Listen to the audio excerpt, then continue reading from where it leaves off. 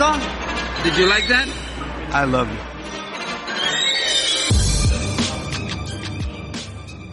Hi guys, and welcome to another episode of the Boxing Coalition. My name is Cam. Joining me tonight, I've got Leon and Joe. Hope you guys are well. Random one to start off the show, guys. How do you guys pronounce Costa Zoo, Leon? Costa Zoo, just like you do. Joe, how do you pronounce Costa Zoo? Kostyachu. Well, apparently we've all been pronouncing it wrong because it's like a sneeze, isn't it, or something? Mr. Sir Joe Gallagher pronounces it like this. Very much, I think it was like when Ricky Hatton fought Costa Zoo. Ricky Hatton had won a world title before it, but no one was really taking it serious until the night he fought Costa Zoo.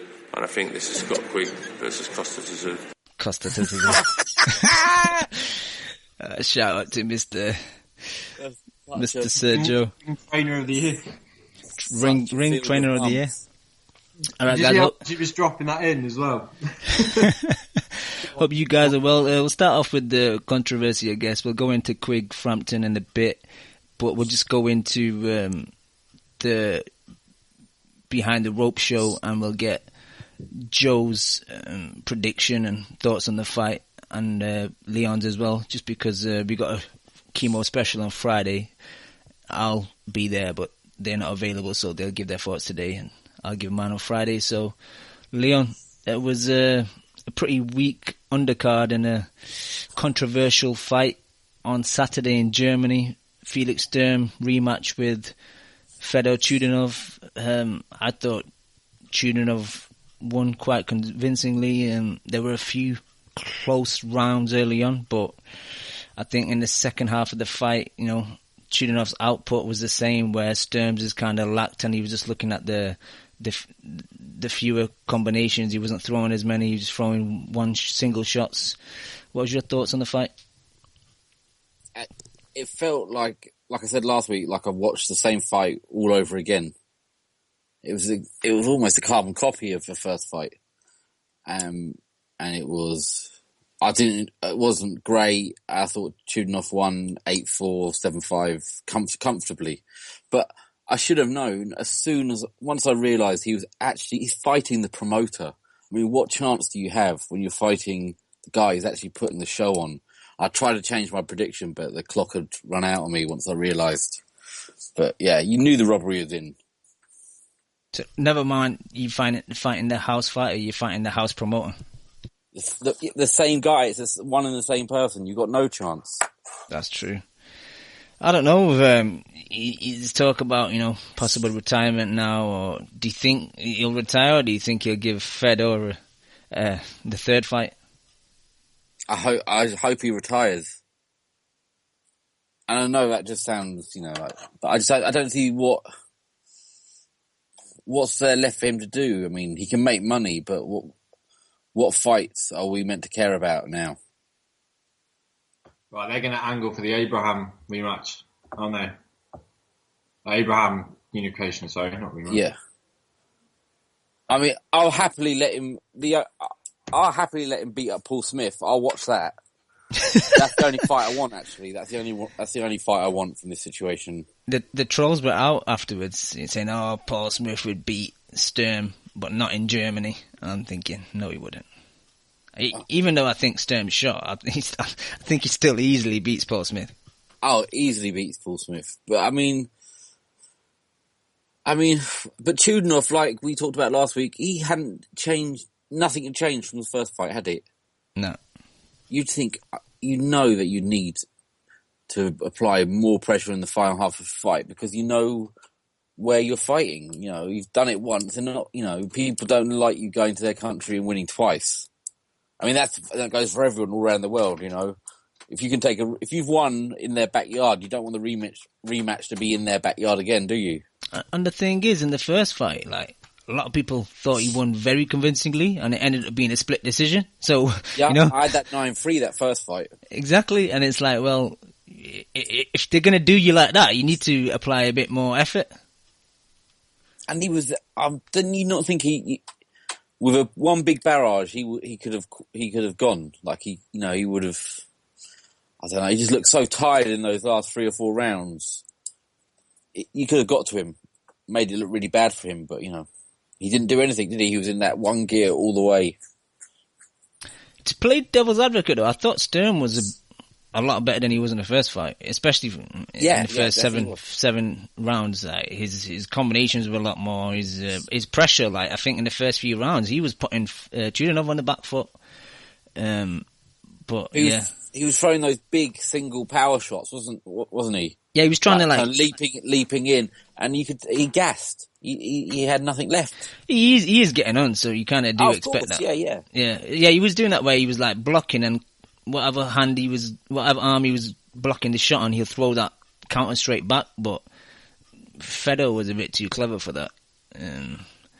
I thought Fedor just could have put more effort in. Like at the end of the fight, he didn't even look that tired. So it's like you've kept so much energy back, man. You should have applied that in the fight, and look what happened now. You know, you get this controversial decision, and you lost your belt, even though he fought like someone who wasn't interested in both fights. I thought.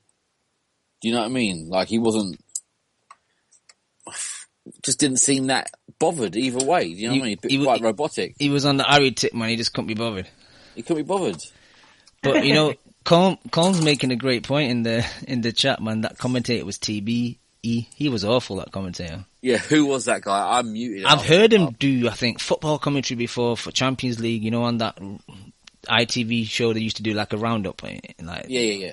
I've heard his voice before, but I'm not a fan of commentators on their own. I think you always need a second person to bounce off, you know, get second opinion. And when they just do it on their own, you get the long silences. But they couldn't even be bothered to send Barry Jones out there, or even just put him in the studio and making him sound like he was out there. Yeah, they couldn't even be bothered to do that. I'm surprised it didn't, you know, because you and me are big fans of Barry Jones, so I prefer him and anyone else commentating over that fight than the guy that we had.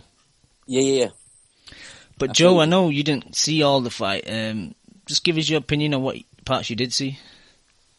No, I sort of just caught the last 6 rounds. I was out. I came back in, stuck it on. And I didn't really see enough to form an opinion, but once I saw robbery all over Twitter, I was like, yeah, I can get on this. Tweet some abuse to Sauerlands and the WBA. It's never not a good time to do that. So, sort of started putting them in corruption tweets and stuff like that. So, but no, it was obviously a close fight, wasn't it? But the thing is with Sturm, he fights in such a way that even if he wins fights, it's always very close because he does that, you know, that German thing of just turning it on last 30 seconds. But his style has always been to sort of nick rounds, so hence he will always have very close fights. I've just pulled up his box right now, and he's had I think he's had 6 split decisions throughout his career and majority decisions. Yeah, I think it's more now. Yeah, but yeah. Is that the most controversial in the sense of, you know, he's in so many close fights that... Yeah, I mean, if you think about it, the Macklin and the Murray ones back to back, he got pretty lucky, especially in the Murray one, which I thought he definitely lost. And then he got done then by Gill, and a no contest with Solomon, TKO'd the cripple that was Barker, and then he had a couple more dodgy splits against Stieglitz and now Chudinov. So it's been he's always had that. He very rarely wins convincingly. But yep, mate, if he does go, obviously they need Abraham to come past that Gilbunto Ramirez. So I know we've given him a lot of shit, but you know he could be quite decent.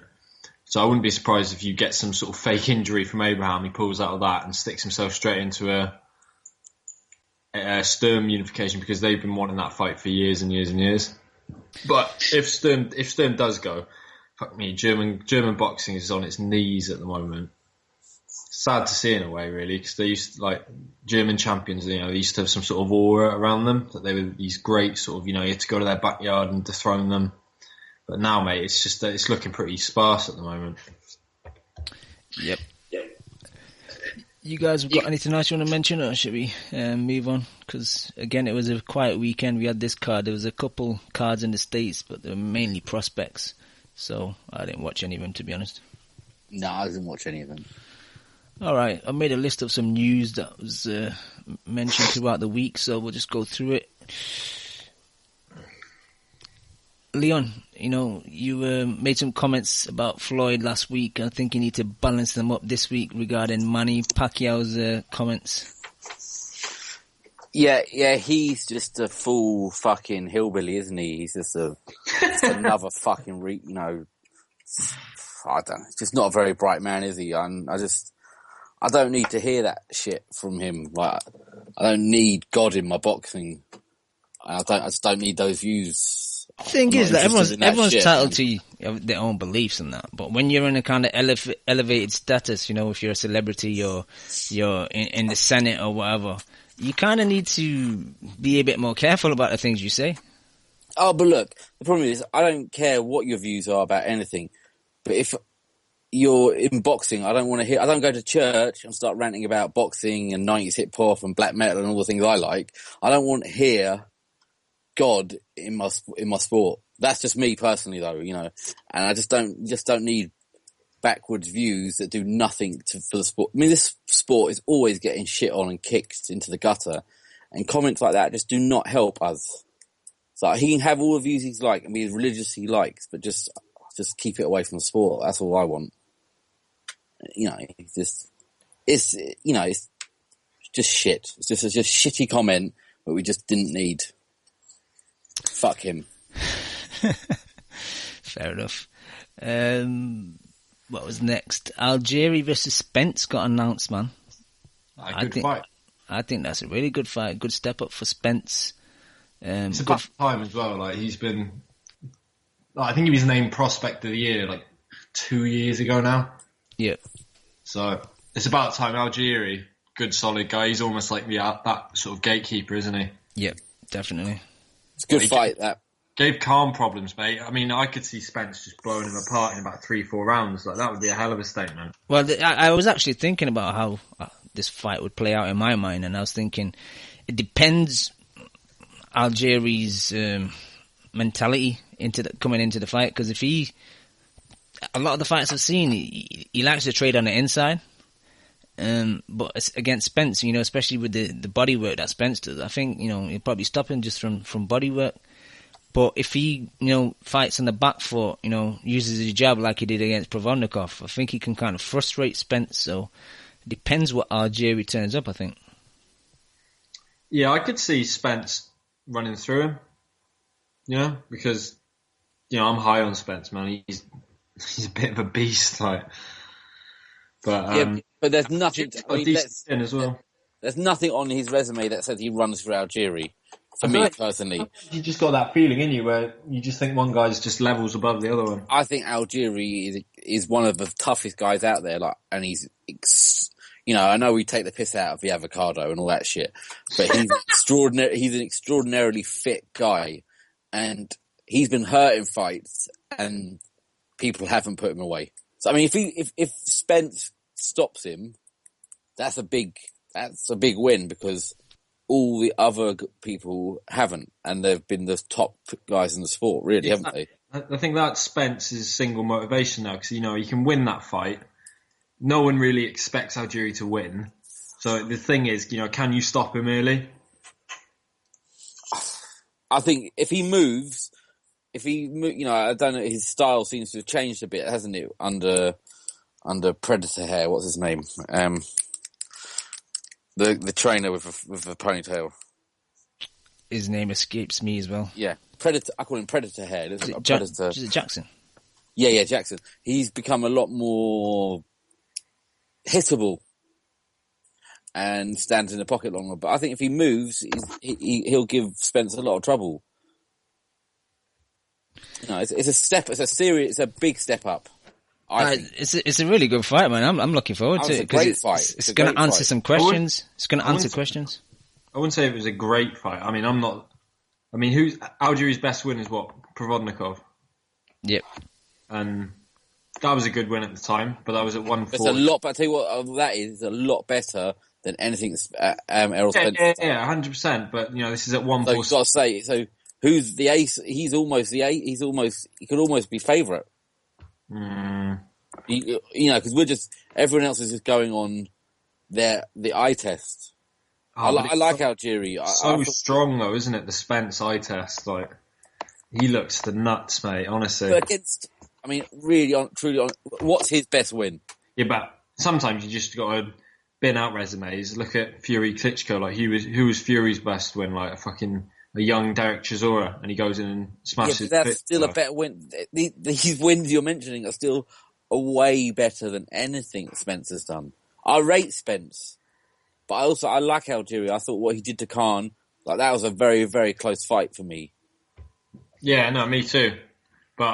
And, Khan's a bigger dude than Spence. Maybe not a bigger puncher, but, No, but it's like what Brutal says in the chat, innit? Like, we'll know what Spence is about after the fight. We'll know if he is what a lot of people think he is, or we'll know if he's, a bit of a I got a feeling Algeria makes him look bad.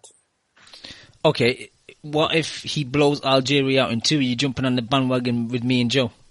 I'm not jumping on. If he blows him out, that's serious. That's a serious achievement, because, like I said, he's lost, but he got knocked down 6 times by Pacquiao and was still there. I mean, it's a big step up. That's all I'm saying. I like the avocado man. I think you've been eating avocados lately. That's why you're on his side. But you can't. You got to be like. There's got to be a bit of perspective. We're just going purely on eye test. No, you just like him because he made Khan look bad, and that made you happy. Oh yeah, I mean, I was never going to pick him against Pacquiao. I mean, I wasn't one of those fucking muppets. But I mean, he's still. I was impressed with him against Khan. I was impressed with him against Khan. I did enjoy that. I knew that's the real reason. Yeah, walking him down. No. All right. Good fight. I like it, man. But this is what we want to see from the fights are slowly happening over there now on that Hateman side. Yeah. That fight and that the other one, Furman Porter. Even though I think that's potentially a mismatch, really, because Porter's proven himself to be a good sea-level fighter. Really, that's it, isn't he? But we'll get to that, I'm sure, as time comes by. Is Cam, are you going to mention the Cunningham Glowacki? Yeah, I was going to go to it next. On the card, you got Glowacki, Cunningham stepping down again to cruiserweights for the Glowacki's WBO title that he took off Hook. And I think 2 good fights, man. 2 good fights on that card. I'm going to have to disagree, mate. I think that is a fucking shocking fight. I've got to be honest. Explain yourself. Cunningham is so fucking done, mate. So done. You're right. See that shit fest against Tarver. Yeah, but it takes 2 to tango, and I think half of that was fucking Tarver, to be honest. Yeah, but he's. Honestly, I don't know what weight he comes in at heavyweight, but you can't keep fluctuating between these 2 weights like this. It doesn't do any well for your stamina, which he showed in the Tarver fight is seriously lacking. But what's puts it into perspective is the amount of sick cruiserweights fights we've got coming up over the next 7-8 weeks. Obviously, we've got Huck Afolabi 4 this weekend. Lebedev versus Ramirez unification, which will be fucking a very good fight. Is that April? Yeah, I think it is. And then the best one, I think, I don't know if it's announced yet, but I've heard that Drozd versus that Makabu, the South African, is being made. And that is a fucking brutal fight. Oh, Makabu beats him. Oh, what a crack. There's Lebedev Ramirez, Drozd Makabu. Those are fucking quality cruiserweight fights. And then Glowacki, he's a good fighter, obviously, done hucking. There's so many good cruiserweights out there. I'd much rather see him against someone like fucking Oval McKenzie. I know that's a bit like a joke almost, but I think Oval is so much more live in a fight than Cunningham is. Yeah, you're right. I've got Glowacki by life sentence. He might kill him. I just don't. Cunningham's done. He was getting hit so much recently. Yeah, and what about... He's getting hit so much. Yeah, but who's he getting hit by? Heavyweights, man. If he's dropping down again, I think he'd be able to take... Glowacki hurt Hook like not many people have ever hurt Hook. And I mean, Hook's slightly over the... Yeah, and he also got dropped by Hook as well. That's true. But Hook's a much bigger puncher than Cunningham. Yeah, that's fair to say, yeah. It's a good fight. I'm happy with the fight, especially for Glowacki, because I think if he beats him and beats him well, he's another... That's a great division. If all these fights start, like I said, we've got all these fights coming up. But they'll all be on Box Nation Like, we've got a man in a cupboard doing the commentary. That's the problem, isn't it? No one cares. We haven't even mentioned Usyk, the absolute mad bastard killer of that division that no one wants to go near, mate. So, and what about that Duradola, the one that destroyed that Russian hype job last time out? Yeah. Mate, there's some dangerous fighters knocking about at cruiserweight, and the best thing is they're not really affiliated with anyone that big. I think Glowacki's with Heyman now, but you know, there's no like Top Rank. Their best fucking cruiserweight is I don't even know who their best cruiserweight is, but do you know what I mean? They're all like European. They've all got like Eastern European promoters that are going to want to chuck him in with each other. Yeah, because I like Usyk a lot, but I put too much time and effort into the Russian Hammer, and he disappointed me. So I can't commit to these Eastern European cruiserweights. They keep letting me down. But that Russian Hammer's with Roach now, isn't he? Yeah, exactly. But it's That's a bit fun. He can be a lot of fun. They're like your South American lightweights, mate. You just don't know. You never know what you don't know who's turning up. Yeah, you could get like a fucking that Barrera that done Michelin, or just another bum. Yeah.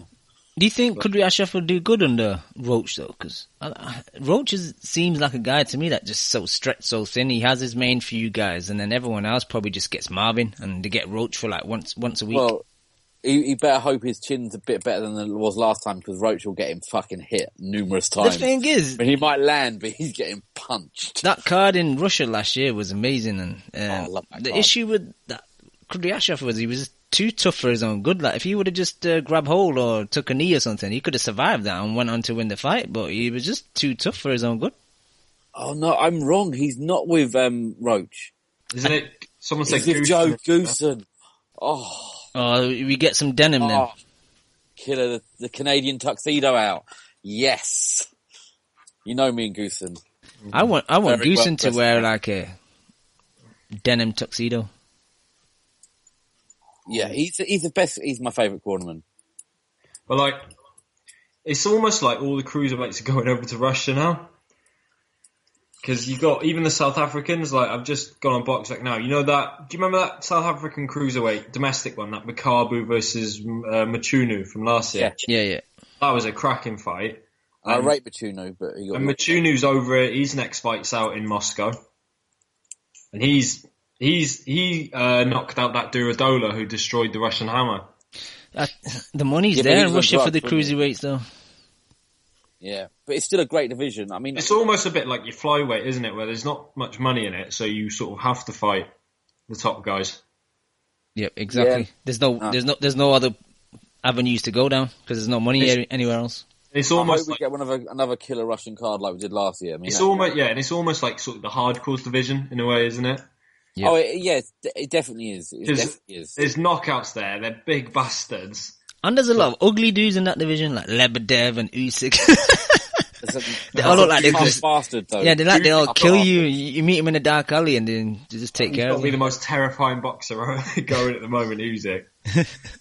But no, it is. It's like the hardcore's little love child, isn't it? The cruiserweight division, because none of the casuals know jack shit about it, and it's an absolute beast of a division at the moment. Imagine Hearn had someone decent in the cruiserweight other than Bellew, man. He would just promote the shit out of the cruiserweights. What would Bellew do against any of those people we've just mentioned? Any of the above. Criminal charges brought against someone. Mate, Bellew. Oh my god, you can see why he's just crying for that Ramirez, who's by far the weakest champion. But Bellew was saying, Lebedev, I don't rate him, he can't box, he's got no power. It's like, he would destroy you. Oh mate, Lebedev would knock him out. Anyone in the top 15 wastes Bellew, mate. Yeah. It's as simple as that. He's got no power. He's got no power up there. As soon as he fights anyone decent, it's gonna be like a feather duster punching those guys. Yeah. All right, let's move on. Let me check my list. I like you making your little list, Cam, mate. Yeah, I'm trying to be professional, but yeah. Beast of an undercard fight has been added to: Joshua, Martin, Macklin versus Rose. Battle of the Bums. Do we have any special? Is there anyone else who wanted to talk on that? Has our friend from out in the Sandlands, has he got anything to say about this? I think there's going to be a Kimo special just on this fight itself. Just on this fight itself. Yeah. Yeah. He seemed very excited. Like creepily excited. The thing about Kimo, I think he trolls a lot about Matchroom, but the thing is, because he talks so much about Matchroom, you don't know which part's trolling and which part's actually real, so... He's the boy who cried Matchroom. Exactly. One day he's going to get bit. But, I don't know, just... Hearn, he knows that the fight's sold, it's going to do good pay-per-view, so this is a shit fight to me, especially to be on the pay-per-view undercard. I'm surprised he hasn't just put a load of debuts on the card. Yeah. Doesn't need to put anything on there for the casuals. This is like an area level fight. I personally think Brian Rose is the worst fighter on his roster. Honestly. Yeah, he probably is, really, when you think about it. Who is he beat? Well, we know the one who was that guy he got that robbery against, Cam? Was it the Argentinian guy? South American guy. Yeah. I can't remember it. Yeah, and he had the well dodgy score. That was one of his final eliminators. But he shouldn't have won that fight. That was Maciel, and he beat him on a split decision. Yeah, and that was, we all scored it for Maciel, right? Yeah. Yeah, and his nose goes at the start of every fight. Every fight. You don't even have to, it's just a jab will bust his nose open. In fairness to the Lion, that first round of the first Carson Jones fight was unbelievable. He got knocked out by Carson Jones. I forgot about that. He just fucking wobbles Jones. Jones comes back and just destroys him. And then Ian John Lewis is just like a little fucking agent of chaos wherever he goes. But that changing room saw the wrath of Brian Rose though. Afterwards. Oh, that was a poor show, wasn't it? He looked fucking funny as fuck. He looked like a child, man, just like throwing his toys out the pram. That was terrible. But the thing is, though, Rose he's probably not shot, but he's just very, very poor. Now, look, shouldn't be shitting on him. It's not his fault. He's done well to get himself in positions, but he's just not that good. Yeah, he's just not a very good fighter. His trainer looks like his mate from the pub, like. That was Rim. That's he's a good trainer. That guy. He was in Hatton's corner quite a bit, wasn't he? Oh, was this? Yeah. The old guy. But Macklin. He's moving up as well. Is there a more shot British fighter at the moment than Matthew Macklin? Probably not, unless Chisora keeps fighting. I can't really name a fucking more shot fighter. We shouldn't use that term "shot" around Macklin. We should come up with something else. Yeah, let's move on. But just like maybe I was a bit harsh in this fight, but because some of the people in the chat saying I'm being a bit harsh, but both things, couldn't it? It'd be a war or something, and they're both warriors, and Kimo will be right. Yeah, that's true. But they're saying there's nothing on BoxRec. But when it got announced, I'm sure they were saying it was some type of WBC eliminator or some shit. Like, how does Hearn do this? How does he get his fighters into these type of positions, man? Yeah, but it's probably like an eliminator for the 15th place on the list. Like, he's just not specific about it. Yeah, that's true. But the scary thing is, even if they both do get through an eliminator, what's the point in them fighting any of the champions at middleweight? They're getting took out. They're not going to get to them. They're not going to get to them, all right? But they're not going to... We know they're not good enough. Yeah. So Macklin will talk about that belt and that world title again. But the thing is, he's been some good fights, but he's not going to beat any of these guys. Exactly. What he'd have been better off doing is fighting your Barker, the Lee, the Murray fight before any of them were world champions. You should they all bottled that. You should have just taken those fights when they were hot, instead of thinking you were better than all of them and fighting ridiculously tough world title fights, which is, credit to you for doing that. But they would have been better off. Imagine if Macklin had retired saying he'd got a win and a loss from a Barker and a Murray fight. People would have said he'd achieved a hell of a lot more in his career than getting knocked out by Martinez and then Golovkin. And this is some bullshit as well. This is on fucking Hearn as well. Because if they were serious about trying to get Brian Rose or Macklin a world title fight, why didn't Brian Rose stay down where he was? And why didn't they... Liam Smith needs a fight. Warren has sent over someone to fight on a Sky card. Why couldn't they just go, yeah, Brian Rose, we'll send him to a Box Nation card and he'll fight Liam Smith. I'm not saying he's going to win, but that's his best chance of a title, right? Yeah, I agree. So why didn't he do that? But this just proves what Hearn's about. Send him like cannon fodder over to Box Nation. Well, Warren's doing it. Warren's letting Skeet come over and fight Eggington, and he said in an interview, I mean, we don't have to believe him or not, but he just said the money was good, the offer was right, so he took it. So, it's Hearn. Brian Rose should fight Liam Smith for that title. If I was Brian Rose, that's a fight I'd be going after. Boxing analyst made a good point in the chat though. Why would Frank give Brian Rose a title shot? You might actually sell some tickets. Yeah, because they need a fight, and they need a domestic fight. Liam Smith doesn't sell tickets. That is a good Northwest fight as well, because Brian Rose is from Blackpool, but he's based in Manchester, and obviously the Liverpool rivalry as well. You could break even on the show just from fighters' tickets allocation. You don't even need to promote it; just give the tickets to all their mates and stuff that are coming along. Yeah. But that's a good fight.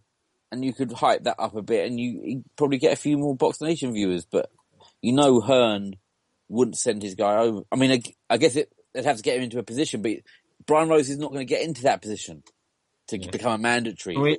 Can we move on from Brian Rose and Matthew Macklin? We're deep in this now, Joe. Come on, let's push through. Please, yeah, we've got another 15 minutes of analysis of this fight. So. Yeah. Now let's move on. Basically, there was the Quigg Frampton behind the ropes, was it? Supposed to be officially aired this week, but it was on demand and people snatched it off there and put it on YouTube. Thank you, Davey Boy Essex, for doing that. And yeah, I watched it. You guys watch it? What are your thoughts? Didn't watch it. You didn't watch it? Not watching it. Oh, mate, you should watch it. It's pretty good. Why are you not watching it? I know how it goes. Yeah, but just watch it. It will get you pumped in some way. This is how it goes. Quigg, full retard. Frampton, arrogant dick. Gallagher, pure AIDS. Eddie Hearn, cunt. Barry McGuigan, weird, creepy stalker. Am I about right? Not 80%, yeah. No, you should watch it, mate. I'm going to watch it. I'm going to watch it tomorrow. But I was saying last week, I love the fight. I'm just sick of hearing them talk about, I'm pumped up enough as it is, Cam, for that fight. Yeah. I don't need to watch these. I don't need to see any more of Joe Gallagher and Mr. Banter Juice, Eddie Hearn, or little Barry McGuigan losing his temper and looking like an angry uncle. Yeah, but I don't need to see any of that stuff. If you watch it, though, you'll be able to hear Sir Joe pronounce Costa Zoo again. Oh, well, I will tune in for that. I will watch it. Of course I'll watch it. All I'm saying is, for me, I don't need any of it because I'm so pumped for the fight anyway, because the fight's great. I'm so excited. Now as I am officially travelling up to see the fight live as well, I couldn't be more excited. Yeah, I need to give a shout to a friend of the show, Stuart. He was initially going to the fight, but for work reasons, he had to give up his tickets, and he offered them to us for face value. He could have sold them on StubHub and got profit, but he wanted actual boxing fans to go to the fight. So shout to Stuart. And yeah, so I'm going, Leon's going, MV2's coming down, and my boy Scorsese's coming as well, so it should be a good night. Hopefully link up with some other people that we talked to on Twitter and some other podcasts. And Joe's bum ass has got a ticket, so he better come. Yeah, Joe's possibly coming down as well, so yeah, we should... I'm not as charitable as our friend Stuart. I am selling mine on StubHub. Along with the thousands and thousands of others. But if it doesn't sell, which is highly likely, then I will be driving my bum-ass student broke ass up to Manchester to witness this fight. So witness some greatness.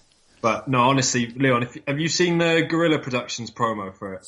No, I saw your little link. I'm going to have a look at that tomorrow. Oh, what a promo, mate. Excellent. Yeah, props to Guerrilla Productions. They've done a lot throughout the year. Even Box Nation used some of their videos on their broadcasts, so that's how good they are.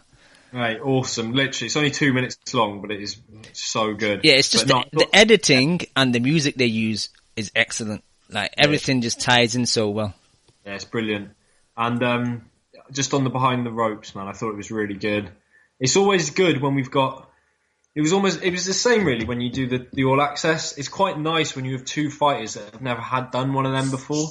Because when you get the same old shit being, every time you get that shit wheeled out, Floyd is fucking 6 answers that he rotates. It's just good when you get different guys getting that bit of exposure, so you just get to witness their training, because you do see a lot about the relationship they have with their coach in that sort of video. And what about the relationship with his mum? Yeah, obviously he's very close to his mum, isn't he? My mum's the best mate. What a boy. My mum's the best mate. I'm trolling. No, but I thought it was really good, man. It obviously showed Quigg doing all his training and stuff, and he's obviously one dedicated motherfucker. Frampton, he's up there as well. Obviously, he's not a lazy fighter or anything, but I thought it was really good. It gives you that sort of dynamic, gives you that insight into their camps and stuff. Carl's down in London, living it up. Quigg's up there in the north, grafting away, mate, on the track. So. You're so picking Quigg. But how did Quigg's thinking mind come across? No, obviously, he's blatantly he's obviously had speech lessons or something. There's no way he's developed that intellect in the last 6 months. But he comes across alright, isn't he? He obviously hasn't got the best brain in the world or all that, but. Yeah, so I've been catching lots of little interviews throughout on Sky Sports advertising news. They're both they both seem overconfident to me. Yeah, but this is what's so good, because I can't even remember the last time we had 2 British world champions undefeated, and the best thing about this fight is that they are both at their absolute peaks, really. There's none of this bullshit, you fought me 10 years too late, 5 years too late. These 2 guys are ready to go now. That is why it's such a great fight, because these guys are at the fucking pinnacle of their physical powers at the moment. What is it? One's 27, one's 26. Yeah, man, that's just excellent, man. It's just, and we should really get this all the time with boxing fans, but we don't. So when we do get it, we got to embrace it. Yep, and just going back to Behind the Ropes, there was a segment where Scott visited his old school, and he basically admitted that he used to bully the teacher. Yeah, what a little shit. Just going to the age. It saved my life. But yeah, it was definitely a good watch, Leon. I know you don't need any more hype. I'm just fucking around, aren't I? Of course, I'm just. All I was saying is last week. I'm so excited for the fight. I don't need it. That's all. Yeah. So you need that Skype hype machine is in full. I mean, it's on constantly, isn't it? It's only because it's pay-per-view, isn't it? It directly affects their revenue. Yeah, no. So I'm good. I'm glad everyone they've done all that work. It's good that they're still putting their money in, even though they're getting their money out. But I will watch it. I will take it seriously. I'll stop fucking around. No, yeah. I feel like I've been bullied by a teacher like Quigg. All right, I know you guys can't make the Kimo special on Friday, so do you want to go back and forth and give us your thoughts on how the fight's going to play out and who you think's going to win? I'll let Leon embarrass himself with his pick first. Go ahead, Leon. Okay, so I've always thought Frampton would win it, and I still think he will. But it's a close fight, isn't it? I mean, every poll that comes up on Twitter, there's been loads of them going. They're all, it's 50. It's pretty much 50-50. Yeah, I think I've seen about 5, and they've all been pretty much Frampton 52, 53%. Yeah, Quigg. And that's kind of how I feel. My thing is, I would rather, who would you rather be in that fight? I'd rather be Frampton, just on skill set, yep, and abilities, because. Yeah, but if mentality-wise, I'd rather be Quigg, because he's the one that's been chasing this fight. He's been hunting Frampton. Frampton is the hunted. Yeah, but was he hunting him because he thinks he can beat him, or because he was hunting him for the big check? Exactly. I think he knew. I think it's a bit like the Groves. He knew he could. He knows he can beat him. He knows he can do him. I disagree. He doesn't know shit. I disagree. Yeah, all I'm saying is the one thing that Quigg does really, really well, which is coming forward, thrown to the body. I know Frampton has an ability to hurt him when he's doing that, and if you flip it and Quigg's the one moving backwards, he's done. So I'd just rather have both those skill sets. I'd rather be Frampton, and I think he beats him in a kind of split decision, kind of one of those quite close things. I think it'll be I hope it's a really, really bloody war, and they both really hurt each other, because I don't care who wins. So I just want it to be like a massacre, really. I think that Quigg will be getting outboxed when he stops Frampton. I think it would just be one of them, like, he'll catch him. Frampton's shown his chin is and all that against Gonzalez out in Texas. And Quigg has serious power. To put away Kiko Martinez like that, Kiko's not shot. He was shot to bits. No, he's not, mate. He honestly he isn't shot. Shot to bits. He's not. Quigg is that powerful. If you don't think, you can't see the difference between the Kiko that fought, who went through the 2 fights with Frampton, he's definitely diminished. Obviously, that wasn't as good a Quigg. Yeah, obviously the first Kiko wasn't as good as the one that fought Quigg, but he's not shot. Shot is Matthew Macklin. Kiko was not Matthew Macklin shot. He was he's over his peak. He's just over his prime. So Frampton beat a prime. We said this last week. Frampton beat a prime Kiko. Quigg has fought a Kiko on a diminishing Kiko, and I think, like you said, he did very, very well, and that's probably the best fight he's ever fought. But he was getting outboxed for the first round. He's not like he looked imperious up to the point of a knockout. Yeah, but I just think, I don't know, man. I just got this feeling that Quigg's just too strong for him and too big, and I just think he'll knock him out.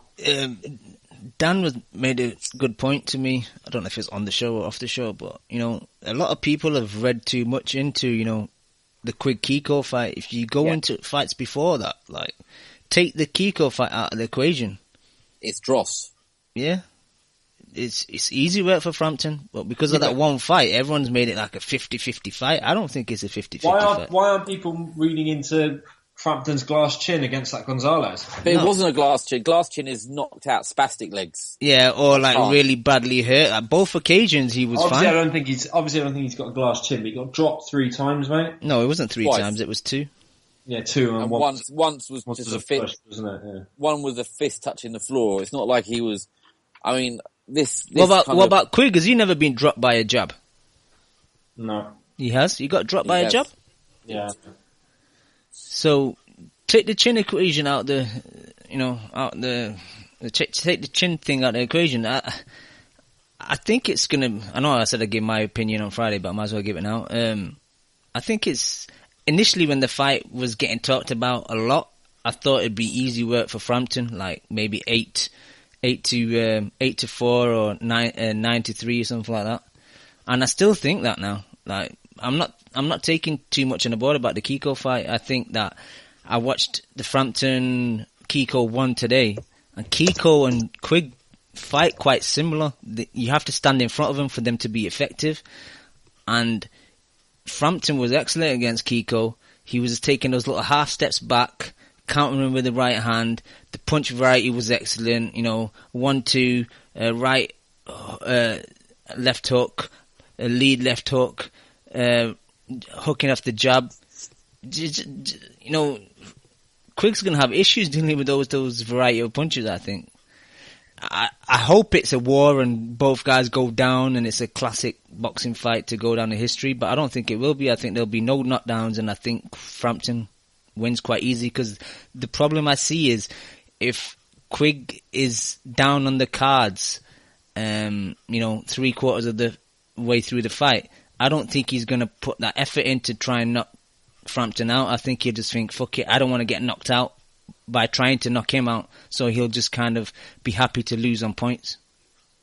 No, fair points. I can't really argue with them. They're all fair points. I just, you just got a feeling that someone's going to do someone. Yeah, I just think the other thing is Quigg's got to get in close to do his best work, right? He's not like he's a mid-range puncher. He's an up-close puncher. I think his overhand right from distance is one of his best shots. Possibly, but let's be honest, he gets his wins up close, doesn't he? Yeah, left hook to the body, left hook to the head. And I just think overhand to right. get there, to get into position to get those shots off, I don't see Frampton not landing on him. Like, consistently. I'm not saying knocking him out, but consistently landing on him. But I think Quigg has that one punch concussive power. I don't think he's got that like thudding. Has he proven that? I think he has, you know. I think some of his knockouts... What, in that majority draw against the Cuban to get the title in that fight? Was it in that one? No, we don't know how good that Cuban was, really. Well, we do, because he got knocked out in his next fight, so we know exactly how good he is. Cubans are fucking strange, mate. They'll do what they want, mate. Any Cuban, mate, they're fucking usually very good fighters. And from what that fight was, that guy actually looked pretty decent in the Quigg fight. Not great. All I'm saying is, that is his best result, in some senses. He beat up a Randall Monroe,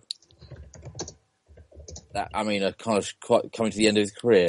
His resume is not that good. That's all I'm saying.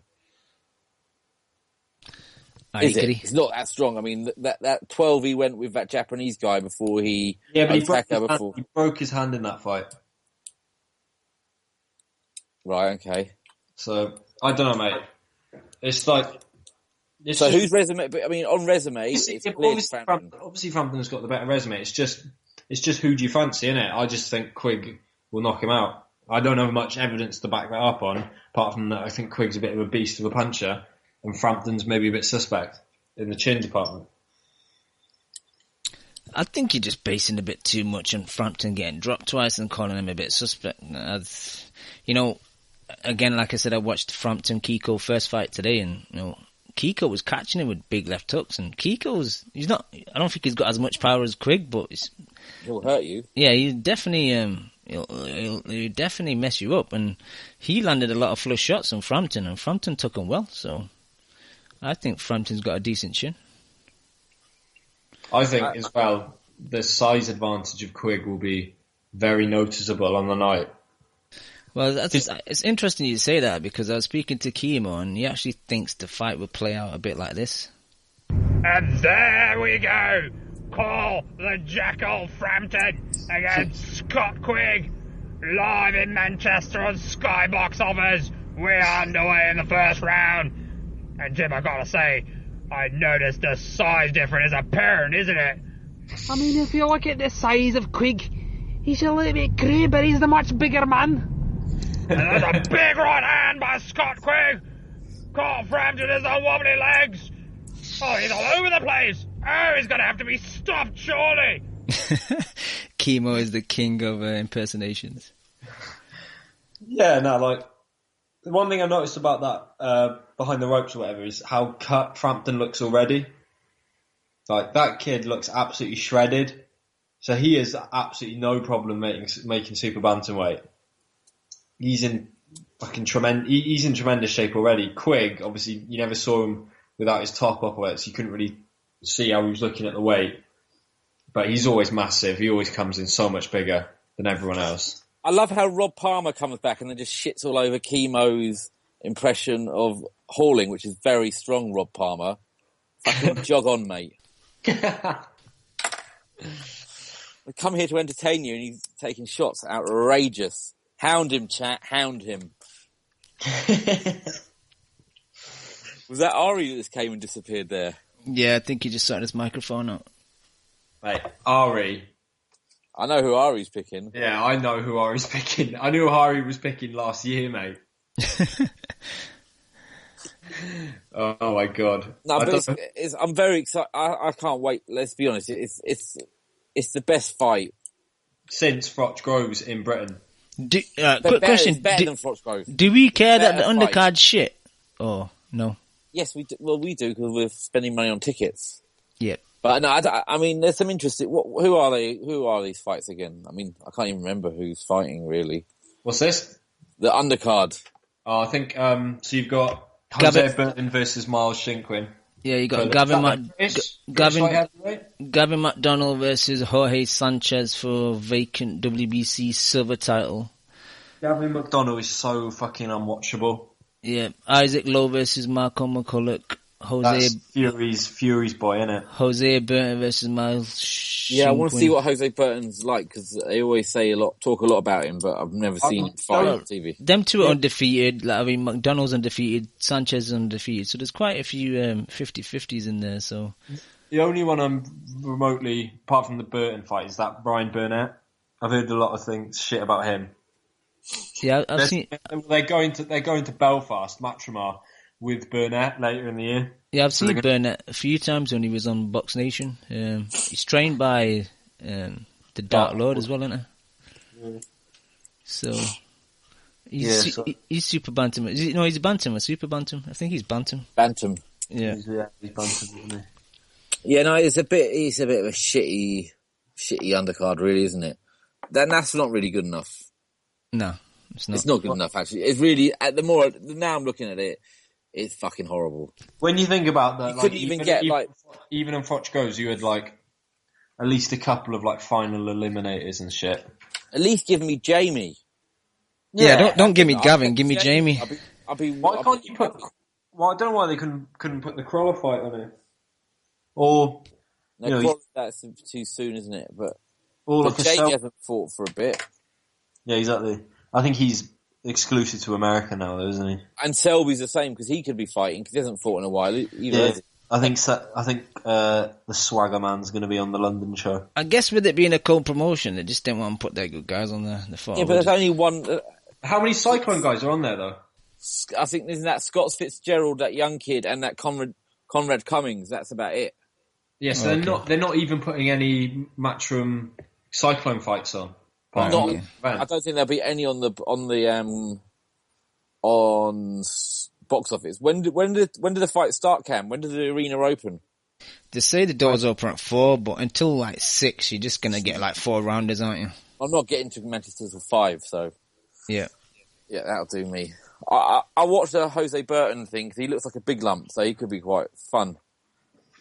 Yeah, and that Burnett, everyone seems high on that Burnett, so let's have a look at him. I think he'll be on early, though. I think we'll miss him, to be honest. Oh, really? Yeah. Do you think he'll be on TV, though? Isn't he getting hyped up quite a lot? Yeah. I could see him being the opening TV fight, but that's 7:15. I don't know because obviously we're planning to get some food and that before we go to the arena, so we'll see how the day pans out, to be honest. Yeah. But it's going to be madness in there, though, isn't it? Yeah. The atmosphere is going to be on a different level, mate. Oh, I can't wait, man. I can't wait. But how many Irish do you think are going to be there? I think it's going to be 7. I think it's going to be 75% of them are Irish. I think there'll be a lot of just boxing fans in there that are just neutral, and I think there will be a big Irish contingent, but I don't think it's going to be ridiculous. I think it's going to be Frampton fans that are not Irish as well. I'm a big Frampton fan. I'll be cheering for him. So. Do you know, does Stuart know where he was buying the tickets originally, what section we were going to be in? Because Hearn was selling it as this 50-50 split, didn't he? Right down the middle. Frampton one side, Quigg the other. That's a load of bollocks, isn't it? Yeah, I think Stuart would just happen to get hold of tickets, to be honest. Because as you know, the tickets went ridiculously quick, so. Yeah. What were you saying, Joe? I thought you boys were ringside, with the money you boys are pulling in now. Don't know about that. Maybe Leon, but not me. No, none of that. Yeah. Tickets feel like ringside tickets at those prices, but... Yeah. But Harry said he's going to try and jump back on a bit, so if you guys are done, shall we move on, or have you got any final thoughts about Quigg Frampton? Guys, just enjoy it, innit? Let's just get into it. Let's get stuck in. I'm just excited. I know I say I don't care who wins, but I would really like to see Joe Gallagher really, really unhappy in the flesh. That would make my year, I think. Yeah. So I want Frampton to win just to see Joe Gallagher unhappy. Actually, I don't even like Gallagher, but I want him to be extremely happy for how I know it will make literally hundreds of hardcores feel. He'll be unbearable. Yeah, I know, it'd be fucking beautiful. I don't even have any feeling towards him. I just know how much people hate him. Joe, just quickly going back to Behind the Ropes, did Gallagher have a black eye? I think his eyes are always quite sunken though, aren't they? He's got that, he's always got rings around the bottom of his eyes. I don't know. When Quigg was doing the trap work, man, it looked like he had a black eye. I don't know, unless someone's got pissed off and just clocked him in doing the pads or something. Or maybe he's not like paid Khan his rent and Khan just licked him with one shot. He likes a drink though. Maybe he just fell over. Yeah. Likes a drink. There's a couple. I've seen a couple of really good Eiffel London ones where he's had a few away. Yeah. There's that one around the Brook fight. He was steaming. Yeah, a little sidetrack. Did anyone see that? Well, you must have that picture of Khan. But he's looking pretty fucking big now. He wasn't looking that big, man. Come on. Oh, mate, he was looking thick. I don't look at pictures of men on Instagram if I can help it. Oh, I do. I'm only fucking around. No, I haven't seen the picture, but is he looking good? He's just looking broad, mate. All right, let's move on. Looking like he's going to do a job on him. Let's move on from Joe's fantasies. Yeah, they got a bit creepy there quickly. Yeah. All right. Should we talk about some of the other fights on the weekend? It's, as always, Can we talk about that Seja Ruiz instead of Leo fucking that bum? Yeah, but we'll get to that. Stop interrupting me, man. I was going to say, after like a 2-week drought now, we're getting one weekend with ridiculous amount of fights. So, as Joe was saying, we got Leo versus Kiko. And on undercard, we got the rematch of Seja versus Ruiz. I think the first fight was on the Leo versus Mares undercard, and it was a contender for Fight of the Year. And yeah, I watched it again today, and I'm really looking forward to the rematch. I think Ruiz might do him in the rematch, though. Do you remember this fight, Leon, from last year? Yeah, I do. Yeah, it was a good fight. But we're not getting that, are we? Is that being shown anywhere? I think it's on Showtime in the States, but Box Nation are picking up Afolabi versus Hook 4 at the same time as Frampton, and their 2 a.m. show is the Crawford versus Lundy, so no one's showing that in the States. I mean, in the UK, sorry. Because we'll never that's going to be a difficult find, isn't it, afterwards? But, I mean, yeah, that fight should be really good, but I'm still intrigued to see what Leo Santa Cruz does with the ghost of Kiko. I think he's going to struggle, you know. I think he's going to struggle. I think he struggles to get people out of there. Yeah, people say I'm a bit of a Leo hater, which I am, but I think that style, because Leo really needs a guy at kind of mid-range to be effective, and Kiko sits on your chest, and Leo's got those long arms, and he can fight on the inside to a certain extent. He's not a bad inside fighter. But I think Kiko's going to make him look a bit average, you know.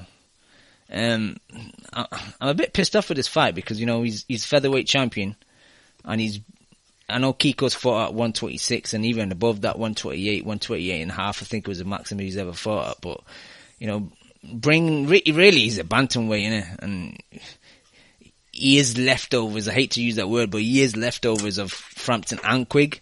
And Leo's the featherweight champion, and he's fighting a guy that they've already beat convincingly. So is Kiko fighting at featherweight? Yeah, he's fighting at 126. What's the deal with... That's illegal, man. Why are they letting little men get beaten up like that? It's not fair. Yo, what's the deal with the featherweight belt?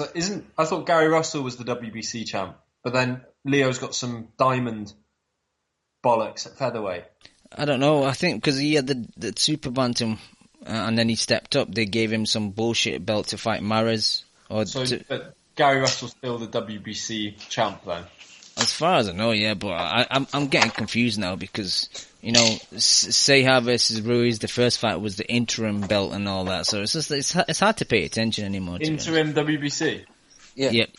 And no one's seen Russell Jr. in a long time, have they? Yeah, I know. He's hiding from Selby. What's up, boys? What's something done? Yes. What are you guys talking about? The bum-ass 126 division? Yep. That's not a bum-ass division, but Dan, it's not. Don't mind, but I just need to get someone else on the line because he has to go quite quickly. I'm so happy, Ari. You've made me very happy. I hope you're happy too. Do I look happy? The king of all bums. Ari, are you happy? What, boy? What's happening, Ari, man? Thing. Long time no see. What, boys? What's up, boys? What, boys? I'm joking. Right, your line's terrible, Ari, man. I told you I ain't got a mic at the moment. My mic broke. Alright, man, just give us a quick... I'm just using my phone. Alright, it's a bit better now. Give us your thoughts on Frampton Quigg then. Frampton. Easy work. By Not easy work, but Frampton. You know. by KO? Nah, I think decision, to be honest. How close? Too much skills. I'll say 117, 111. Pretty wide. What's that? 9-3? Yeah. Pretty wide. 9-3, right? I'm a bit rusty, but that's 9-3, right? You see him getting dropped? No. I do. And I'm going. But I want to know, actually, you guys might know, is there actually any proper drug tests onto this one? No one's talked about it, mate. Yeah, I don't like that. I want drug tests on this one, to be honest. For whose sake? For Frampton's sake? Yeah. Yeah, I agree. You think Quigg's juicing? Oh, no, I I don't remember think it's hearing juicing. something a few months ago. I do remember hearing something. I can't remember where I heard it. But it was something, you know, with the Crowlett stuff as well. And then apparently they both got some next new strength and conditioner. His mom. Much, obviously. I don't have no proof. I don't like allegedly stuff without, you know what I mean? Yeah, allegedly. Quigg's mom, huh? I see. My mum's my best mate. Oh, I shouldn't laugh. Should I? I just say like this. I don't think Mum would ever let me leave school at 14. No. Hey, Ari, after he got a 0% on the math test, she reconsidered.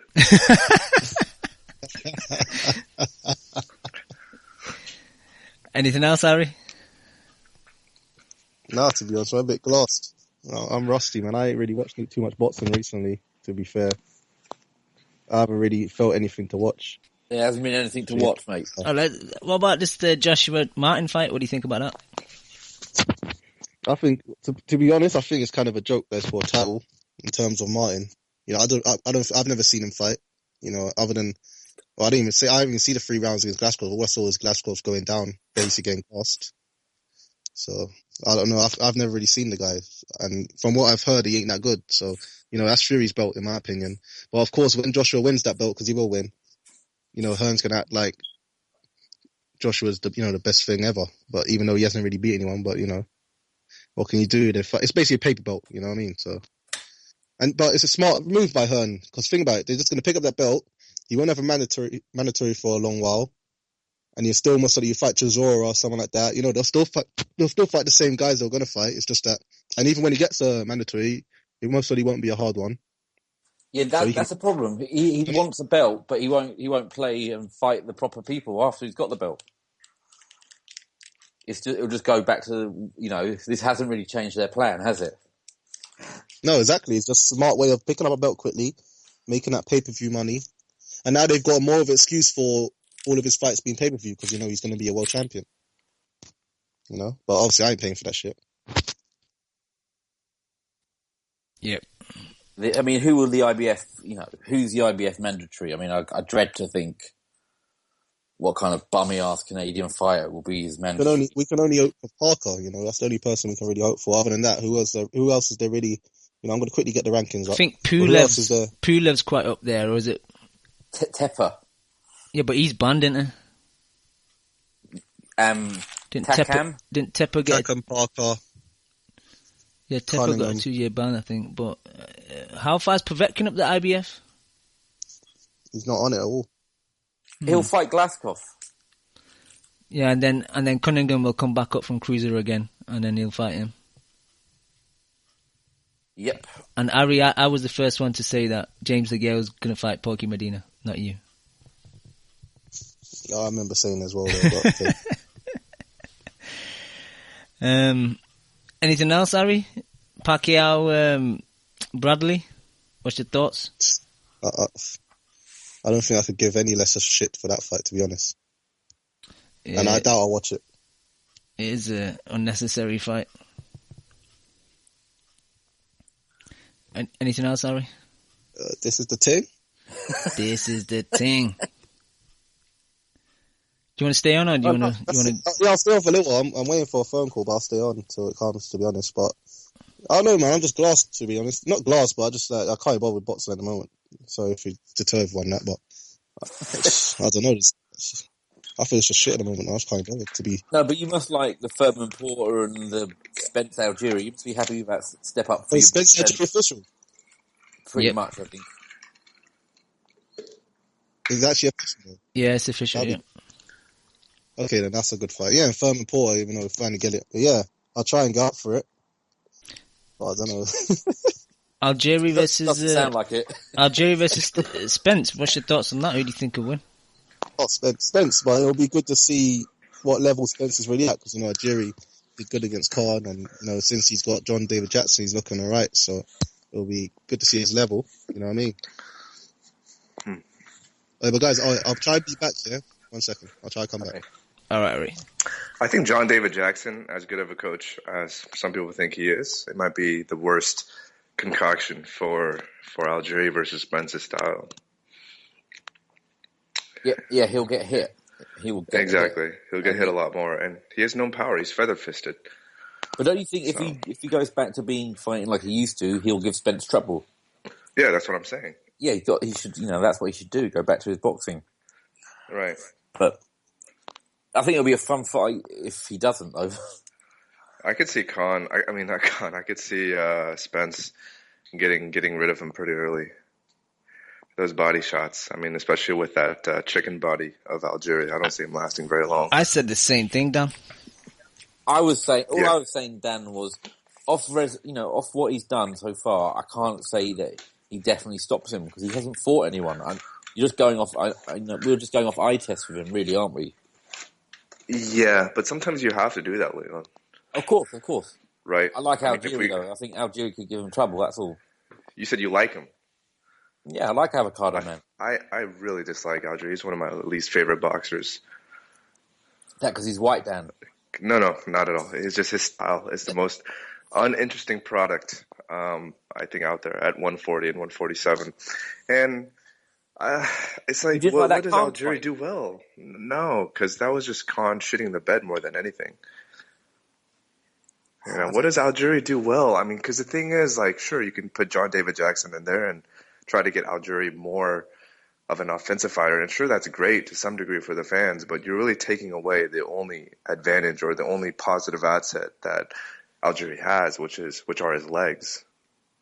Algieri to me isn't even a good boxer. People just kind of quote him or try to describe him as a good boxer because he has good legs. Just because you have good legs and you know how to run around the ring a lot doesn't make you a good boxer. Very harsh on the Avocado Man. He spent it's probably just unbiased. All that time going to college and need to do that to him.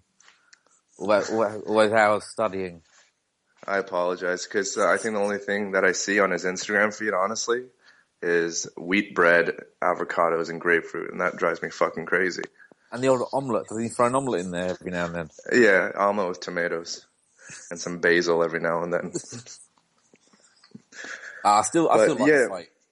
What I'm more surprised about is the lack of hype for the Thurman Porter fight. Oh yeah, it hasn't touched the needle, has it? I think it is not at all. Because it's one of those fights that's cooked for so long, and now it's finally here. People are not interested anymore. I guess in the closer weeks leading up to it, they'll be more interested. But I just think, don't you think that it's just really there's levels, and I just don't see Porter getting anywhere close to Furman. It might make it difficult for him, but on skill set, I just don't rate Porter. That's just, if I'm honest. But do you rate Brook? Do I rate Brook? I like what Brook. I think I'd rather be Brook than Porter. No, I understand that, but the reason why I brought that up was because Brook's a joke at the moment.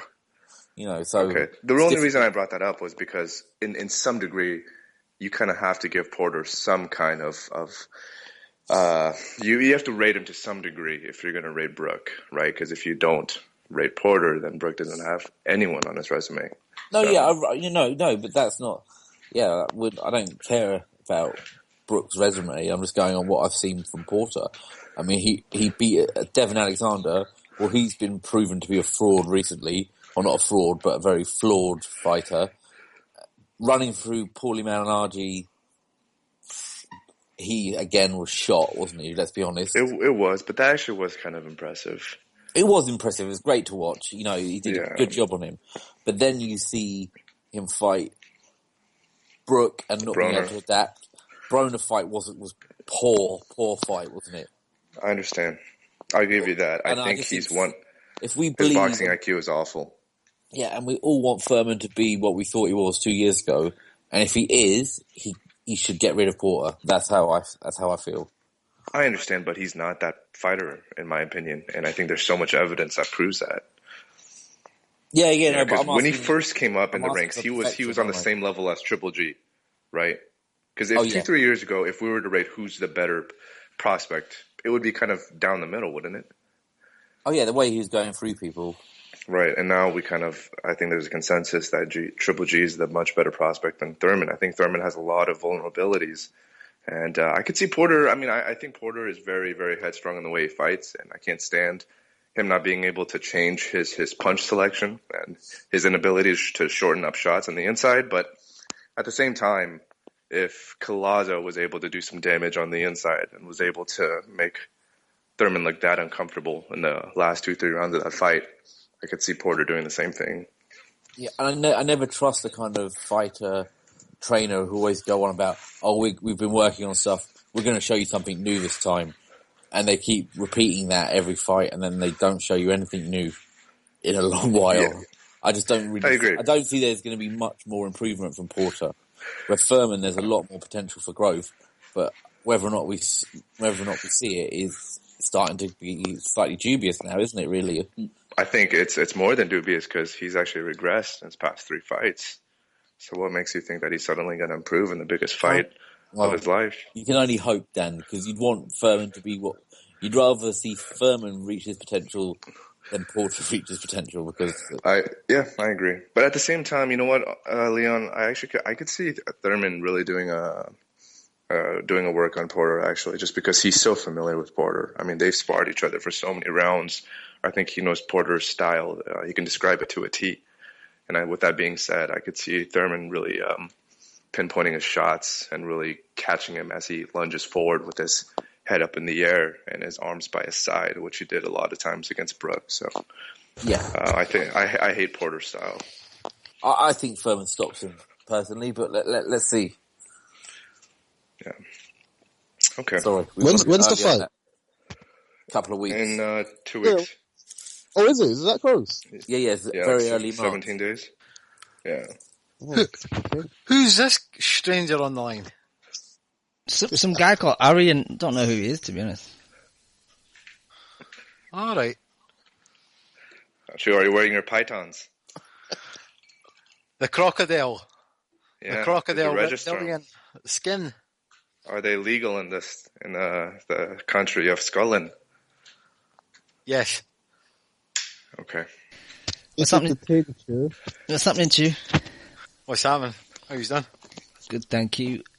Before we get into conversation, let me just quickly give the chat and the Prediction League a quick mention. There were a few fights in the Prediction League this week, not that many. I think there were 4, but I had to pull one because Jesse Magdaleno's original opponent dropped out, so there were only 3.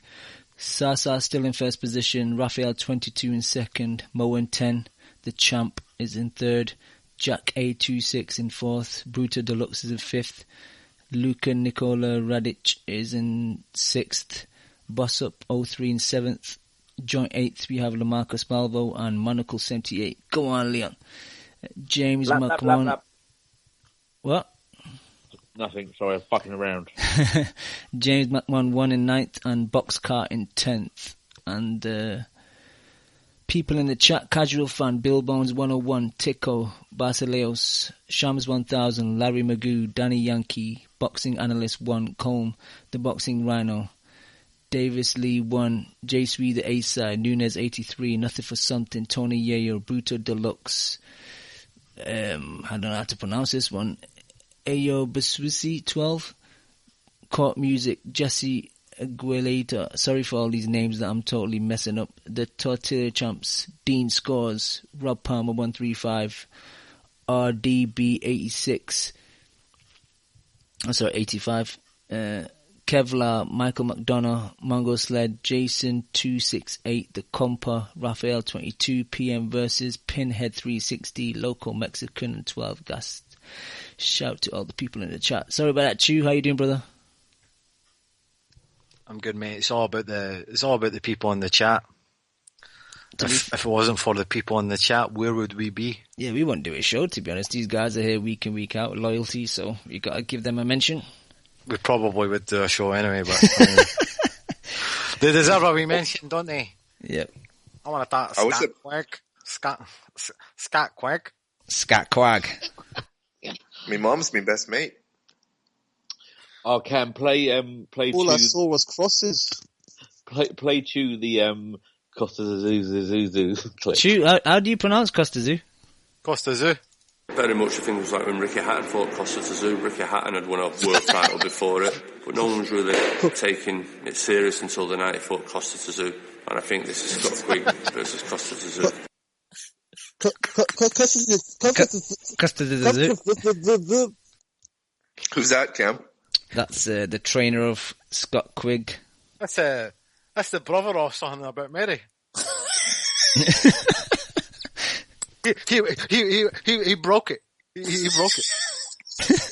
But banks and bounds.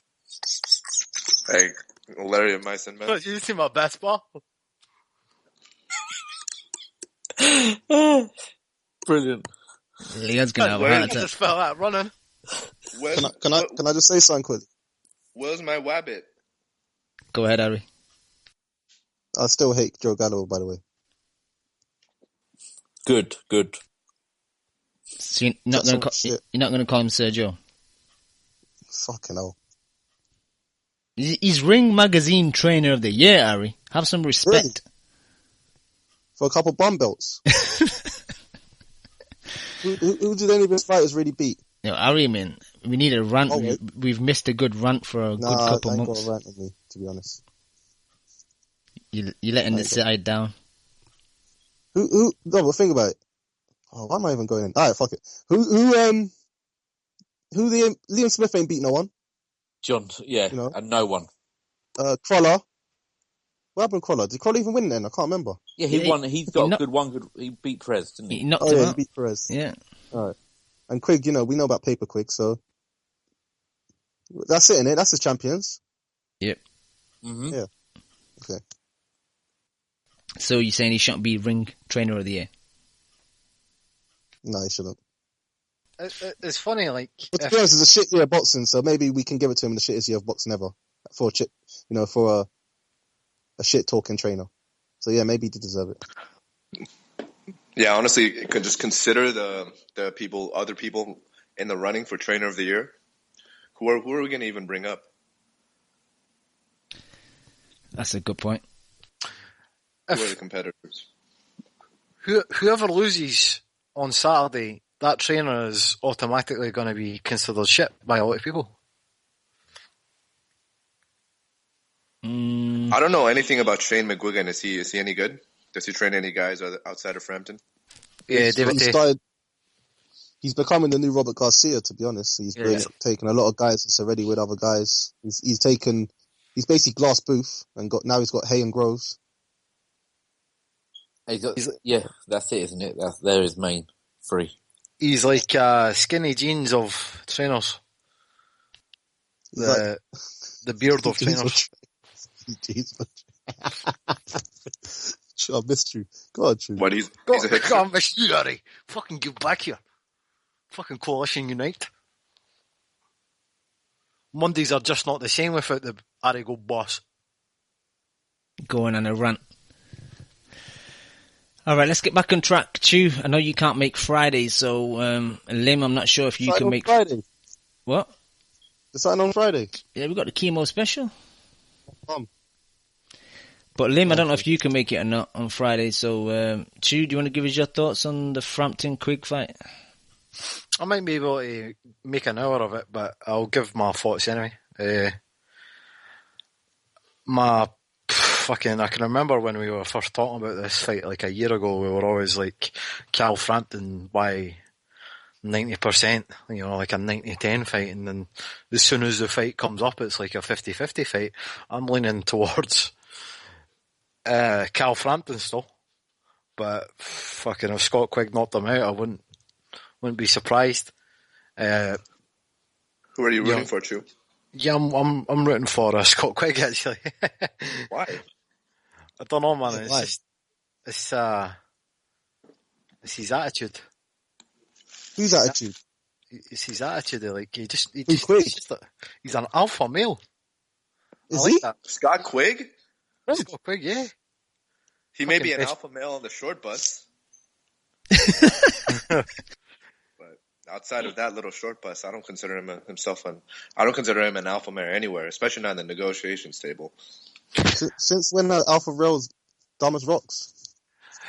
Scott Quigg's the kind of guy who, like, you dread on a Friday night if you're on the bus. He comes in, he's fucking drunk as fuck. He sits next to you. Bus again, Chew. He's not getting on the night bus. He's not allowed out at that time of night. Why is that? Because he's a simpleton. He can't be trusted on his own. We're going a bit too far. Yeah. Sorry. I will say this. I saw the gloves are off, and when are they going to replace Johnny? But I did feel that Frampton kind of threw a low blow in there. It was like how he talks outside the ring. What was it he said again, sorry? Something he said. Something about his intelligence inside and outside the ring, basically. Yeah. He said his boxing IQ inside the ring is reflected in his intelligence outside the ring. Exactly. Shit. Yeah. Seriously, all jokes aside, everybody thought that Scott Quigg couldn't communicate or articulate himself like a couple months ago. Now he's fucking holding down the show. He's the only one that makes it interesting. The round table, the behind the ropes. He's the one who I'm listening to. I'm not listening to Cal Frampton talk about Ziggy Stardust. I don't even fucking mind Cal Frampton, but when Scott Quigg talks, I'm listening. Maybe that's because he's kind of slurring and shit. You have to listen.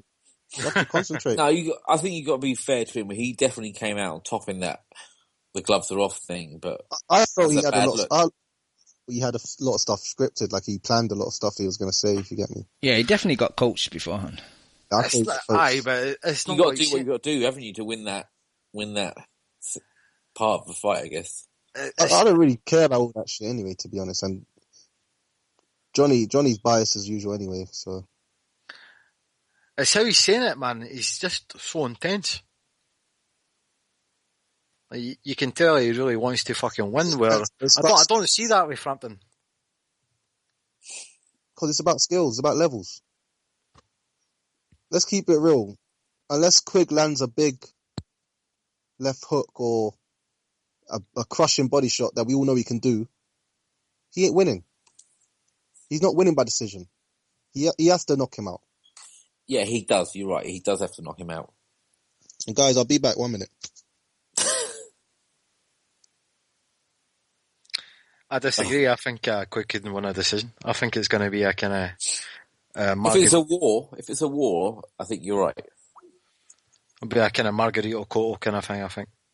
I think you can see Frampton dominating the early stages, and I think there's a good chance Quigg might wear him down. It depends, we've never seen either one in with a puncher like the other, so whose chin's going to last? I've got a funny feeling that you could hit Quigg with a brick in your hand and he would just laugh at you. Whereas I think you've seen Frampton show vulnerability in a couple of occasions, and I think that's advantage Quigg. Still, I just think Frampton will play it ultra safe and just outbox him. Keep it boring. Dan, you got any thoughts, or are you going to save it for Friday? Yeah, I think Frampton's going to win. I think Ari's right. There's levels to this shit. I think watching the behind the ropes, I think it was pretty apparent. Like Chu referenced, Scott Quigg, I think he loves boxing. This is all he has at this moment. Just the way he views training is different than Frampton, where Frampton explicitly said it on this program that he just views boxing as a job, something that he just has to do. He doesn't like training, but he understands that he has to do it. So I think there's a huge difference in just where they are at their respective careers in terms of like how they view the sport. But I just think Frampton is such a better boxer. And I don't think it's ever wise to change your opinion on a fight so drastically after one fight for both fighters, right? Like Chu mentioned, a year ago, this was 90-10 in favor of Frampton. There has to be a logical reason why we're thinking that way. And one poor performance from Frampton and one good performance from Quigg shouldn't change that proportion to such a different degree. You know, I still think it holds that Frampton is just the much better, much more skilled fighter, and he has just as much power, in my opinion, than Quigg does. Let's be honest, it wasn't that poor a performance either, really. Yeah, and he cruised to a decision. Yeah, he won that fight easily. He just got caught a couple of times, which is not a good look. No one's saying it was a good performance, but it wasn't one of the horrifically bad ones where you're like, oh God, he's in real trouble here. It was just a strange performance overall. You know, him signing to Al Heyman, having to go to Texas, fighting in the middle of fucking nowhere during the day. I mean, I know I'm presenting a lot of excuses for Frampton right now, but it's one of those fights that I can overlook, and I'm not going to put too much stock into it. Whereas with Quigg, I mean, Kiko he's fucking washed up. You know, and I know that's not that fair. I know that's not fair to say, but Kiko has been through so many fucking wars at the hands of Frampton, ironically enough. And I don't put too much stock into that fight. So I think Quigg obviously has the size advantages, and I think Chu made another great point. This fight does remind me a lot of Cotto versus Margarito. I think stylistically that's a perfect comparison. But I think, you know, had Margarito not had those stones or whatever the fuck they are in his gloves, I don't think Cotto cuts the same way as he did in that first fight, and I think Cotto wins the decision. And I see this fight playing out the same way. And another thing, this is kind of a random point, but I've always been so impressed with Frampton's boxing ability, despite his size. You know, he has such a short reach for that weight, and he has such a short, stocky body for that weight, and yet he's probably the second best boxer in that weight class outside of Rigondeaux. So I've always really admired Frampton. I think he does everything really well. Just the only disadvantages that he has, that's going to be very apparent in this fight, even more so than others, is the size discrepancy between him and Quigg. Yeah, and just quickly on that Kiko point, I'm just going back over his box right now. He's been through so many hard fights for such a long period of time. I mean, going back all the way back until about 2008, 2007, he's been in hard fights since then. I mean, props to him. He's a warrior, but I mean, Quigg got him at a very, you know, a nice spot in his career. Definitely. Yeah, I just don't know too much about Quigg because I've only seen Quigg's past 5 or 6 fights, so I'm not as well versed as you guys when it comes to. You still there, Dan? I think Dan was going to ask us about his resume, wasn't he? Yeah. Maybe he received a phone call. Sometimes he cuts off when he receives a phone call, but I think we need to move on a bit anyway. And actually, I wanted to ask Dan about Leo, because I know he used to be a fan of Leo, and that slowly disappeared after some of his defences and some of his opposition under Heyman. But I'll ask you the question, Chu, and hopefully Dan will come back. Leon and Joe and I were discussing it just before you guys jumped on. Leo versus Kiko. It's this Saturday. What do you think of that fight? At featherweight as well, 126. I don't know why when you said that I thought Barry Manilow. Oh, he was Leo. He's fighting Kiko. Just a bum fight. Nah, I'm being harsh. B-level fight. I don't care. The ghost of Kiko. It's just a shame that Leo, you can't find any. I'm a fan of Kiko, but can't Leo find better opposition than this? You know? Yeah, exactly. I mean, you've got so many good fighters in and around those weight classes. Has Heyman got Gary Russell? He has, hasn't he? Yeah. Gary Russell versus Leo. I mean, even Lomachenko. Yeah, if they can make the fight, but there's plenty of others. Selby versus Oscar Leo. Valdez, Yeah. Abner Mares rematch. It's crazy. Yeah, I mean, but his resume is. He's had a lot of easy fights, hasn't he? Leo, for how many fights he's had? 32 fights, sorry. I think that's going to be a detriment, though, because I think, I've said it before, you fight bums, you become a bum, and you fight a good opposition, it makes you a better fighter, so he's going to get caught out one day when he actually fights someone decent. Oh, for sure. Especially now he's moved up. Yeah, he's not got a large size advantage now over his opposition, where he used to have that at Super Bantam. Yeah. You might run into Josh Warrington one day. I'm a fan of Josh. I know he's got no power, but Josh can box, man. Yeah, he'd give him a good... I mean, I know he's got no power, but... I mean, he hasn't even... I mean, his resume is poor for Leo Santa Cruz, isn't he? Yeah. So his best win was his last win, Abner which was a great win, to be honest. Great win, but that guy's come up through the weights. Yeah. Let's be brutally honest as well. His best days were at, what, bantamweight? No, was it Super Bantam, was he before?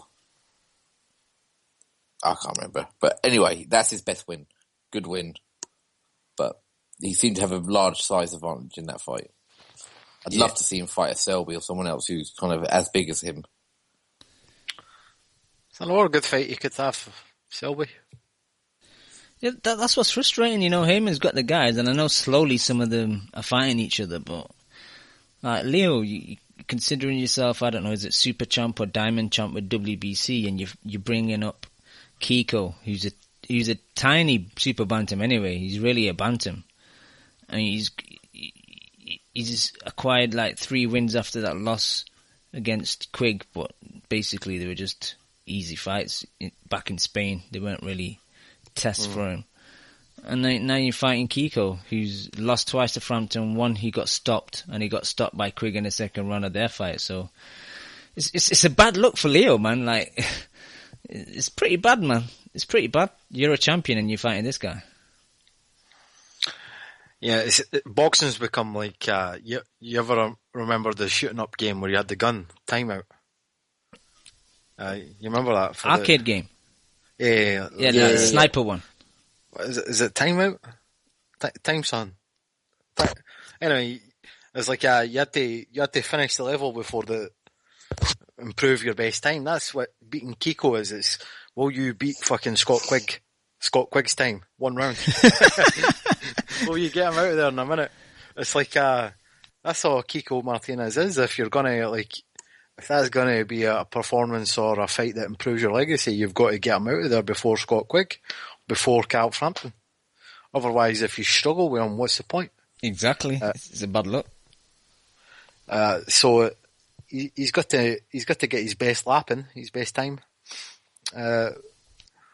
for it to mean anything. And I just think that's a dangerous kind of fight where you're expected to knock a guy out, because obviously it's a no-win situation.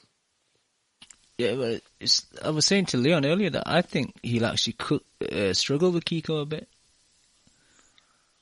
And I don't know about that. I think Kiko's done. I think his chin's gone. I'm not saying he's like he still can't fight, but I think his punch resistance gone.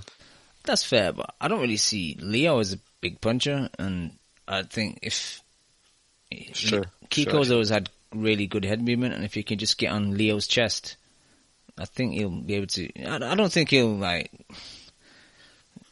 come to any point where he's going to win the fight, but I think he'll make Leo look bad, which obviously is not a good look if he's struggling. He'll take the rounds off him, definitely. Yep.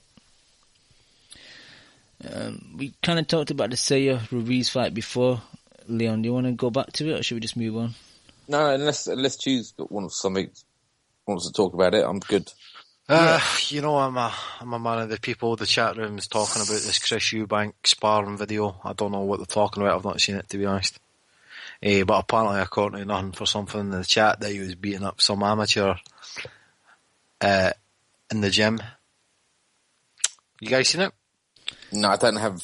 I'm not on Snapchat. I have heard about it though. Basically, he knocked out an amateur that he was sparring with, and he put it on Snapchat, which is, for people that don't know, like a social media outlet. Which I thought this used to be for perverts. I think a lot of people are, not happy with it just because this guy is an amateur, and you point it out there, disrespecting the guy is a bit distasteful. Even when you're sparring, I think just trying to knock a guy out, I think it's just fucking disrespectful. Never mind if it's an amateur or whatnot. But you know, Can, when you're sparring, it's kind of like, oh, you started it. You started the hard punches, so then you just kind of go with it. It goes out of control a bit. Yeah. So if the amateur guy tried to fucking swing for Eubank, I could understand it, but if Eubanks just went in there and just fucking one punched him, then that's fucking terrible, man. And I love it when boxing tries to have morals. It's just get over it, and it's so funny, isn't it? They get upset by the smallest things. Don't you think? I'm on the fence a bit because I can see both points. It is a sport where you're punching the other guy in the face, but I think there should be some respect shown. Like if the guy's another professional, fair enough. But if he's an amateur, and you're knocking him out and putting on Snapchat, you like you said, you just don't know what he might have been saying or how we don't know the behaving. Facts, do we? Yeah, but even so, like the Eubanks of. You wouldn't put anything past them, would you? No, they show a lot of disrespect. I remember seeing an interview last year where I think they went to Manchester, Bolton, and sparred, is it Liam Smith? And then afterwards they were saying, this guy was easy work, we have to go abroad now to find good sparring. And it's a bit disrespectful, man, You could just say, yeah, we went up there, we had a few good spars. You don't have to get disrespectful about it. No, you're right. You're absolutely right. But you just know what they're like. You know they're going to be like that. Yeah, that's true. It's just the way they are. Yep. All right, let's get back to the schedule.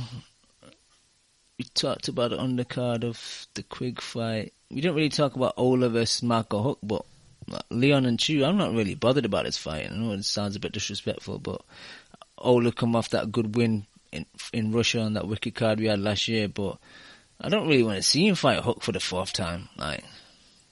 You guys agree? Oh yeah, I think it's good for him because he's got a chance of winning. Because I think you don't know how damaged Hook is, so it makes sense for him. But as a spectacle, I'm not really that interested. And I bet it would be great though. And it being the same time as Quigg as well. Like Box Nation are going to get 0 views. Haven't they moved it slightly? Wasn't Bunce trolling saying that Hearn had moved it, the fight time, the Quigg Frampton fight time, so that so it didn't have to clash with it?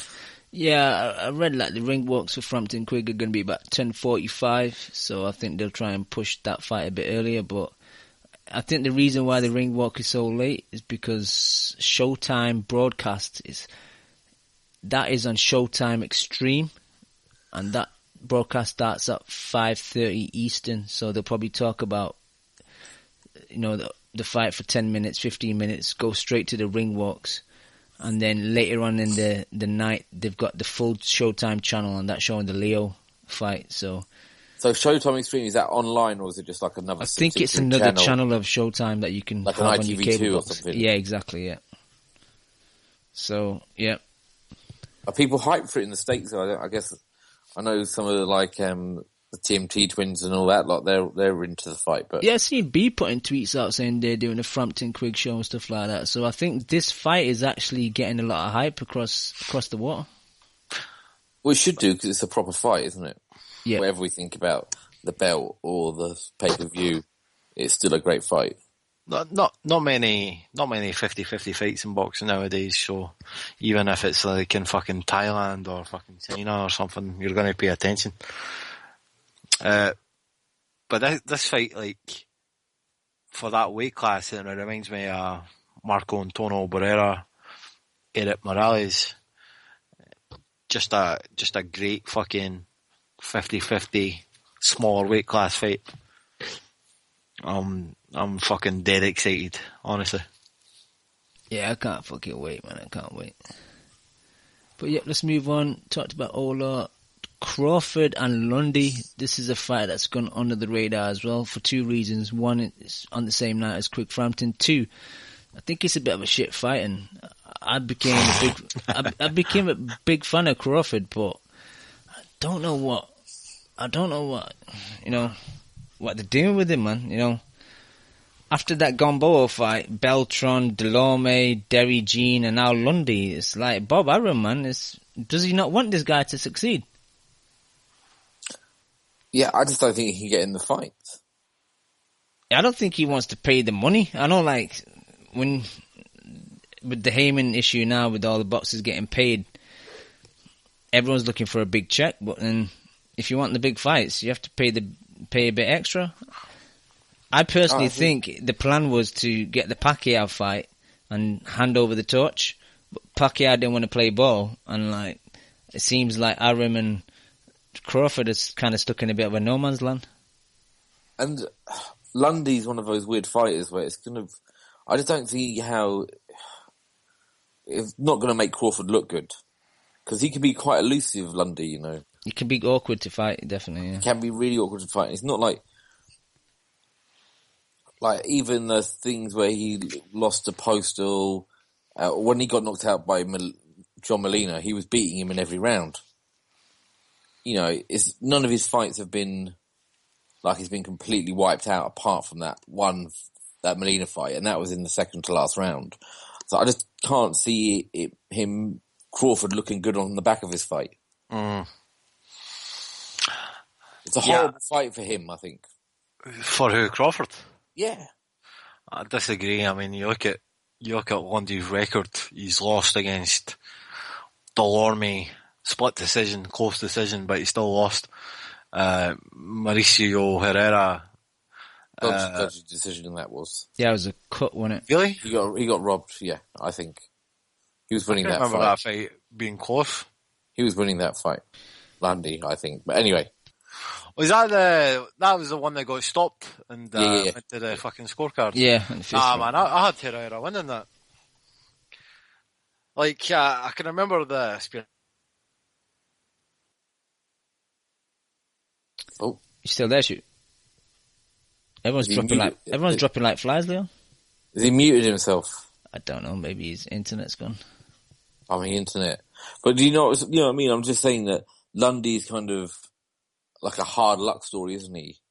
Lundy's the type of guy who'll be in the world. Lundy's the type of guy who'll be shit for 8 rounds, and the last 2 rounds he'll put it on you, and you'll think like, why did he not do that earlier? Exactly. I just don't see. This is just. It's not going to make him look good. That's my gut feeling.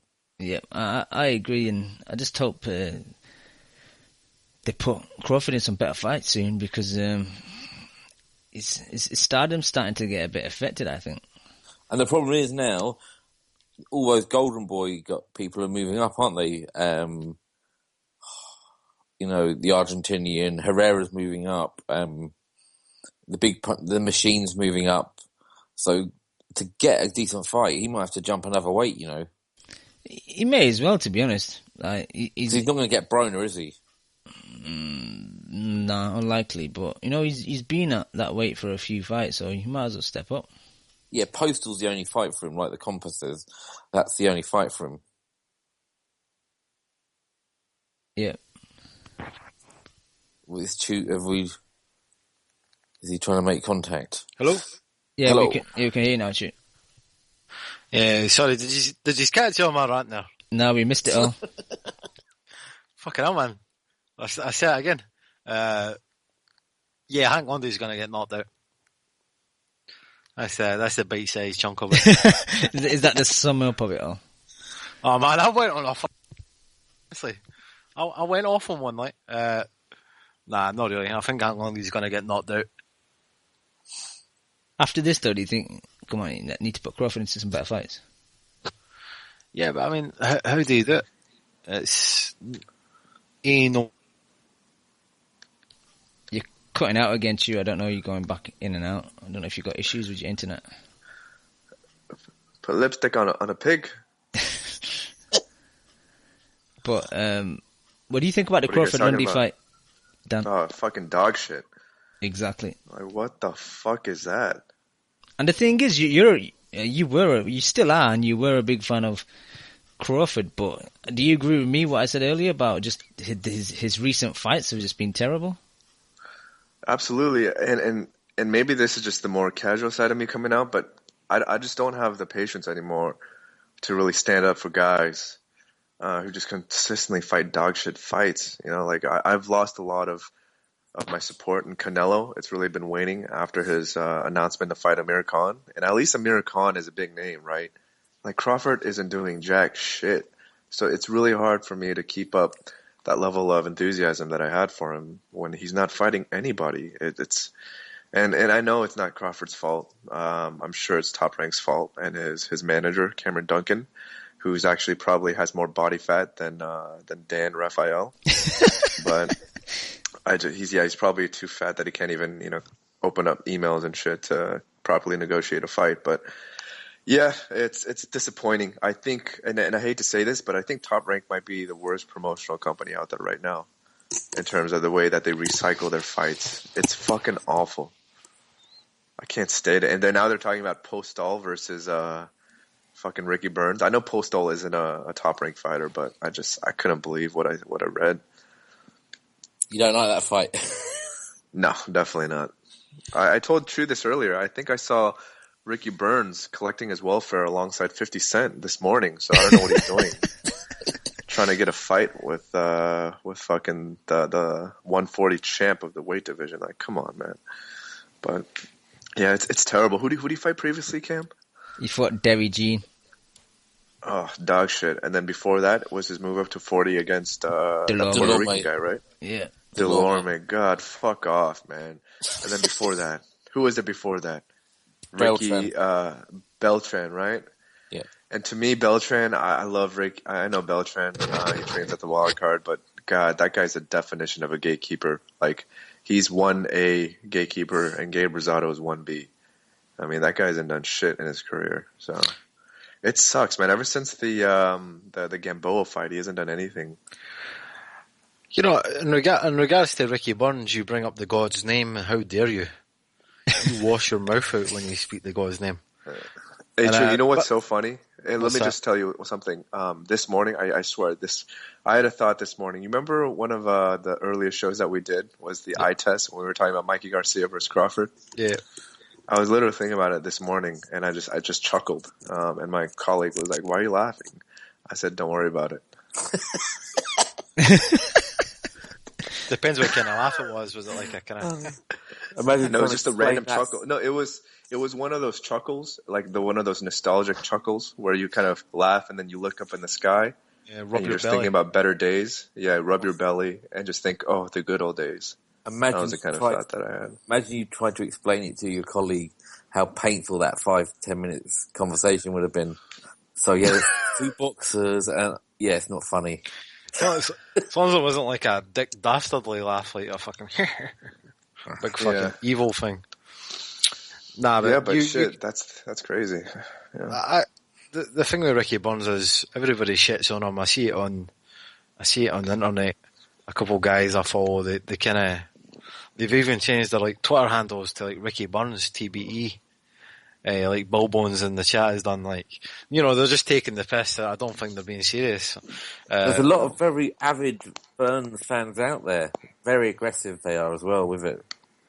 Nah, they're being sarcastic. I think they're not fans. No, they're your mob. They're from they're all Braveheart from across the border. See if you actually think about it, but Ricky Burns is a fucking beast.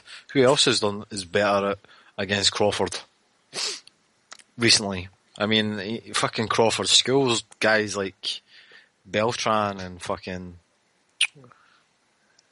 Beltran. Oh, Jesus. What are you trying to say, Chu?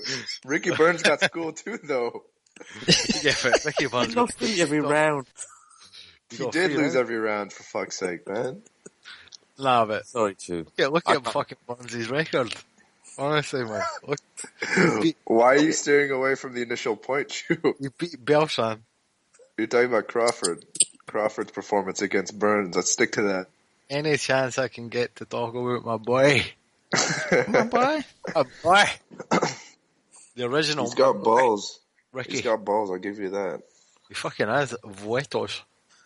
So... He fucking Texas to fight Omar El Chapo. Oh, stop. Omar's a fucking bum, too. Fucking Omar, the king. Gets to eat what he wants. Weight classes don't matter. So just come to Omar's weight. I still, one of the greatest memories was Ricky Burns' fight against Latin Cannon. And then when the lights went out of that fight. They killed the power. I was like that. And then 20 minutes later, they come back and Jim Watt's scorecard is very close. Yeah. That was like one of those Undertaker casket matches. Fucking lights go out halfway through, and then when the lights go on, it's like a totally different fight. Anyways, Latin Cannon went on to prove that he's probably a top 3 lightweight, so the fact that Ricky Burns went to a split decision with him, even though we didn't actually get to see the fight, just proves to everyone that Ricky Burns... Yeah, actually, Latin Cannon's actually a pretty decent fighter. Yeah, exactly. Yeah, he trains at the Wild Card, so that's probably why. Oh, yeah. All right, let's move on quickly. Undercard of Crawford, we got Verdejo, and we were talking about Spence earlier, and I think Verdejo kind of needs an Algieri fight to kind of see where he's at, and I think he's the goods, but he needs a bit of a test now, because I hate when you go to BoxRec and there's 2 fights pre-planned for an opponent. There's next one and the one after that. That just shows you they're not even thinking about the opposition in front of him. They're already thinking about the fight after that, and it's a bit disrespectful of the first opponent. But yeah, what do you guys think? When's that fight taking place? The Verdejo fight is on the undercard of the Crawford fight this Saturday. He's fighting. Oh, sure.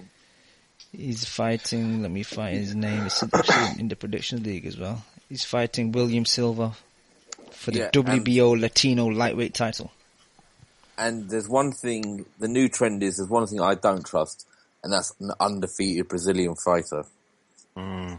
Yeah. Brazilian, exactly. Yeah. How many Brazilian boxers do we know? They always come with an undefeated record and then get wiped out. It's just not a good look. The thing about Verdejo, Cam, is he's 3 years younger than Errol Spence, so I'll give him a pass. I still think he's still at that stage in his career where he can still fight bums. And I hate saying that, but I think, he's 23 years old. It's okay if he fights 6, 7, 8 times next year against just crap opponents, as long as he eventually moves up. This is his 19th fight, though, Dan. I know. And I'm looking at Canelo. I think he's kind of on that track of when Canelo was even his 30th somewhat fight, he was still fighting fucking bums. Other than that guy whose name I forgot, the lightweight in the 90s, the Brazilian guy. Who am I talking about? Fucking fought Diego Corrales and all them. Casamayor. There's never been a good Brazilian boxer. Yeah. Brazil is a jiu-jitsu. It's a jiu-jitsu city, right? Yeah. It's not a boxing country. No, not at all. So, this is an opponent for fucking Verdejo, yeah. And Verdejo's got hand problems. Does he? Yeah, that's why you've not seen him. That's not good. Hand problems are not good for you. I know that's a really stupid thing to say, but I think what I'm trying to say is that when Floyd really started getting those reoccurring hand problems, that's when his power went away. Because Floyd was a pretty decent puncher at 30 and 35, but when his hands became more and more of an issue, you saw him slapping a lot with his punches. So it's like Third Joe. I mean, not that bad, but still. Verdejo, I don't think...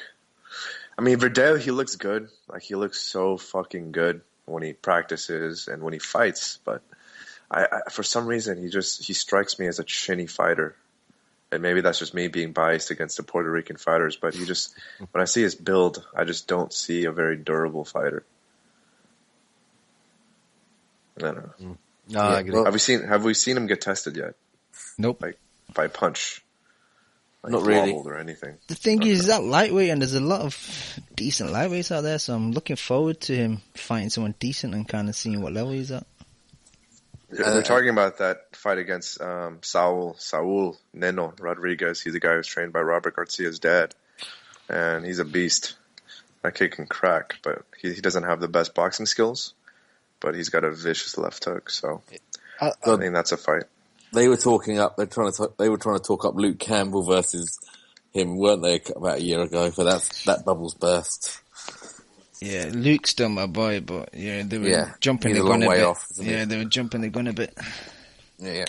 See, Top Rank's got a lot of good fighters like Mikey Garcia, Crawford, Verdejo. They're all similar size. I hope they all get the, fight. Are we allowed to call Mikey Garcia a fighter anymore? But that's the thing about these top-ranked fighters is they're not going to fight each other just based on the track record. Unless it can be pay-per-view. And then you know what I can't believe? I couldn't believe that this guy was a champion. That guy Benavidez. You remember that motherfucker? Oh yeah, the guy who lost. How the fuck is he a champion? And I haven't heard a single thing about him since he won that fight. So they've had to go away and reset. Man. God, that's fucking embarrassing. He's a top-ranked fighter too, isn't he? Yep. Yes, he is. Fucking A. All right, let's move on. Just some news that Mark, the TMT twin, sent me through. Yeah, to say that. Yeah. Chavez Jr. versus Badu Jack is apparently set. Nothing on boxing scene yet, but I don't know what to think about that fight. How is Chavez going to make the weight? That's the thing. Like, it'll probably just be, Jack to retain the title, because I don't think Chavez Jr. is going to be able to make it on the scale. Well, let's see what happens. We'll see, won't we? But this is a fun game. Can you guys think of a child who's let down their father more than Chavez Jr.? Like someone who stained their father's legacy more than Chavez. And I was gonna vote myself because I got arrested in high school, and that put a lot of shame to my father, but definitely not to this degree. What about Cher's son? Jeb I don't know. Bush. Yeah, that's a good one. Jeb Bush. After spending $130 million in campaign money, that's a good one. But yeah, sorry for putting us off track, Kim. No, that's fine. Actually, what's your thoughts on the fight? Chavez is a fucking bum, man. I can't stand Chavez. He's in the same vein as he's worse than Broner to me. Chavez is a fucking joke. Every time he fights, it's a fucking carnival. He's probably not gonna make weight. He's got no boxing skills, man. He thinks he's a decent boxer. When he fought Brian Vera, he tried to outbox Brian Vera both fights. Like, this guy just doesn't fucking get it, man. And especially at the higher weight classes, his power hasn't moved up. The only reason why he was knocking guys out at 160 was because he was 3-4 inches taller than his opponents and had like a 20-pound weight advantage. Yep. Like all of his fights are a circus. And now that he's finally fighting at a weight class that's representative of his body frame, he's getting his ass kicked. Even Fonfara. I know Fonfara's a decent fighter, but I still don't think he's very good. And I thought Chavez was going to win that fight, and he got his ass kicked. So this guy's a farce. Honestly, he's a fucking joke. But he should never be up at 175. Yeah, but he can't make 168, so that's the predicament. He should just give up. Exactly. You should just do go us all a favor and just fall off a cliff. Stop. But I just think Jax should beat him easy, shouldn't he? If he's what everyone says he is, this slick boxer that everyone seems to think was fighter of the year last year, he better look very, very good. He better win every single round. And you know what? Nothing for something in the chat says Chavez Jr. is still a draw. And Chavez Jr. is not a draw anymore. In that Vera fight, in that Vera rematch, and even Vera won, him against Vera, the place was half empty. His Showtime ratings aren't good anymore. They're nowhere near the numbers of Golovkin and those other guys. I don't even know if him versus Fanfare did a million on Showtime. And he was getting booed by the end of it, wasn't he? Yeah, nobody gives a shit about this guy anymore, man. Chavez Jr. must have a massive fucking wardrobe because, you know, all of a sudden he needs big clothes, then small clothes, big clothes, small clothes. He's like the Nutty Professor. One day he's 38 waist, a couple of days later he's a 32 waist. Yeah, hey guys, Chavez Jr. versus Fanfare averaged 618,000 viewers on Showtime. Not good. That's fucking awful. But was he doing 1.5 million pay-per-views at one point? Yeah, consistently. I mean, that's a terrible fall-off. Yeah. It just strikes you how, even though there's no credibility in a Chavez Jr. win, everybody still wants to fight him. Exactly, and that's what Nothing for Something said in the chat too. Yeah, that is quite strange. I'm not quite sure. It's a circus show. It's a fucking freak show. You're not going to get any credit for beating Chavez, but I don't know. Maybe Chavez has something in his contract with Heyman where he still gets big paydays. And I honestly, I don't know. I'm talking out of my ass at this point, but I still think it's better than the rest of the field. You know, a fight against Chavez Jr. is going to do better numbers than a fight against DeGale domestically.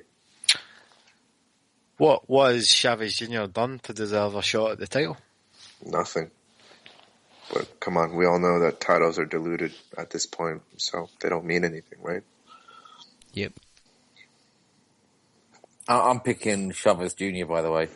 Why? Oh, stop. Because I will never pick Bumdoo Jack. he's got a lot in him, and I'm just gonna do what everyone else does to annoy people. I'm picking against him every single time until he gets fucking knocked out again. You're just doing it to piss off the TMT twins, aren't you? Bumdoo Jack. Fair enough. What do you think, Cam? I don't know. It's like I said last week. I still think titles mean a bit, even though they don't. And the fact that he's getting a title shot, but like it doesn't really matter. I don't think he'll make the weight. They probably have to negotiate beforehand. Obviously, the title won't be on the line, and I think Jack should outbox him. The only way I could see Chavez Jr. winning is some horrible decision on the cards, or like some not lucky punch, because no punch is lucky, but you know he connects on Jack, because Jack has shown against the guy that knocked him out that he's a bit frail. So yeah, Derek Edwards. Yeah. So yeah, Silver Surfer. I'm picking Jack, but. You know what's funny too about Chavez is I know you guys probably don't care as much, but he's supposedly training with Robert Garcia, but all of the videos that I see of him training recently are with different trainers. Like this guy trains with some random fucking trainers at different gyms, and that would fucking piss me off if I was Robert Garcia. You know? The thing is, does his dad have input though? Does he listen to his pops because of this? No, he doesn't listen. His dad is a big fan of Freddie Roach. Like his dad always wanted Chavez to stick with Freddie, but yeah, Chavez is just he's not. I was about to say he's his own man, but he's just his own retard more than anything. You know, he just makes decisions for himself. Yeah, I don't understand why Chavez Jr. would go away from Robert Garcia. Does he not have Skype? You know, fucking Garcia can do Skype training sessions just like he does with Donnell. Yeah, maybe they can have him train him simultaneously. Yeah, you know, fucking Chavez Jr. will never have to leave the house, the fat cunt.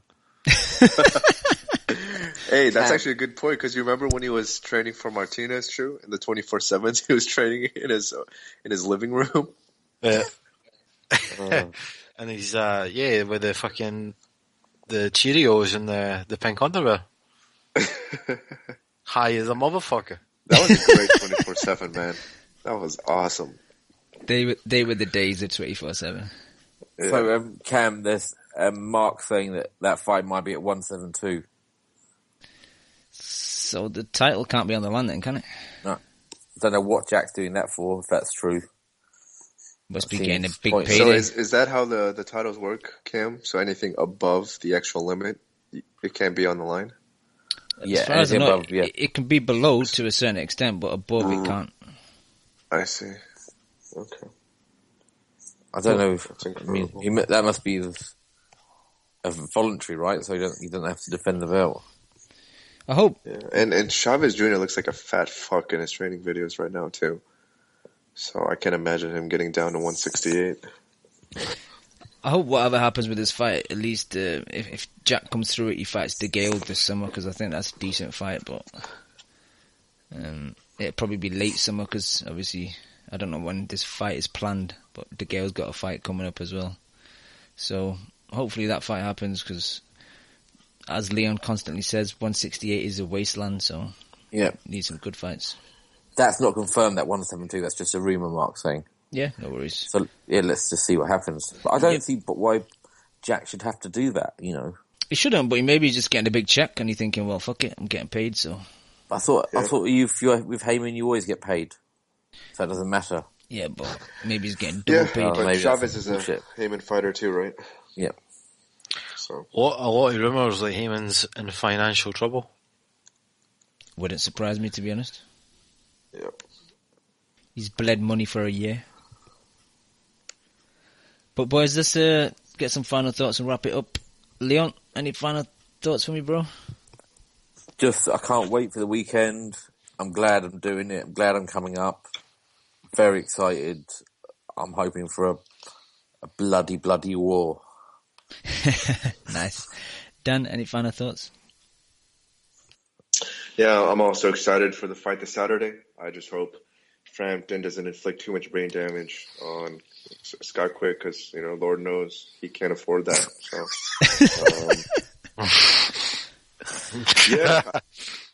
yeah, it could be a very dark day on Saturday, depending on how Frampton does it. But on a serious note, I've always been so high on Frampton. For some reason, I've been buying into all the media hype, and ever since his last fight on the PBC card, you know, my faith has been waning, but I think Frampton's going to look impressive this Saturday and put on a really good boxing performance against Quigg.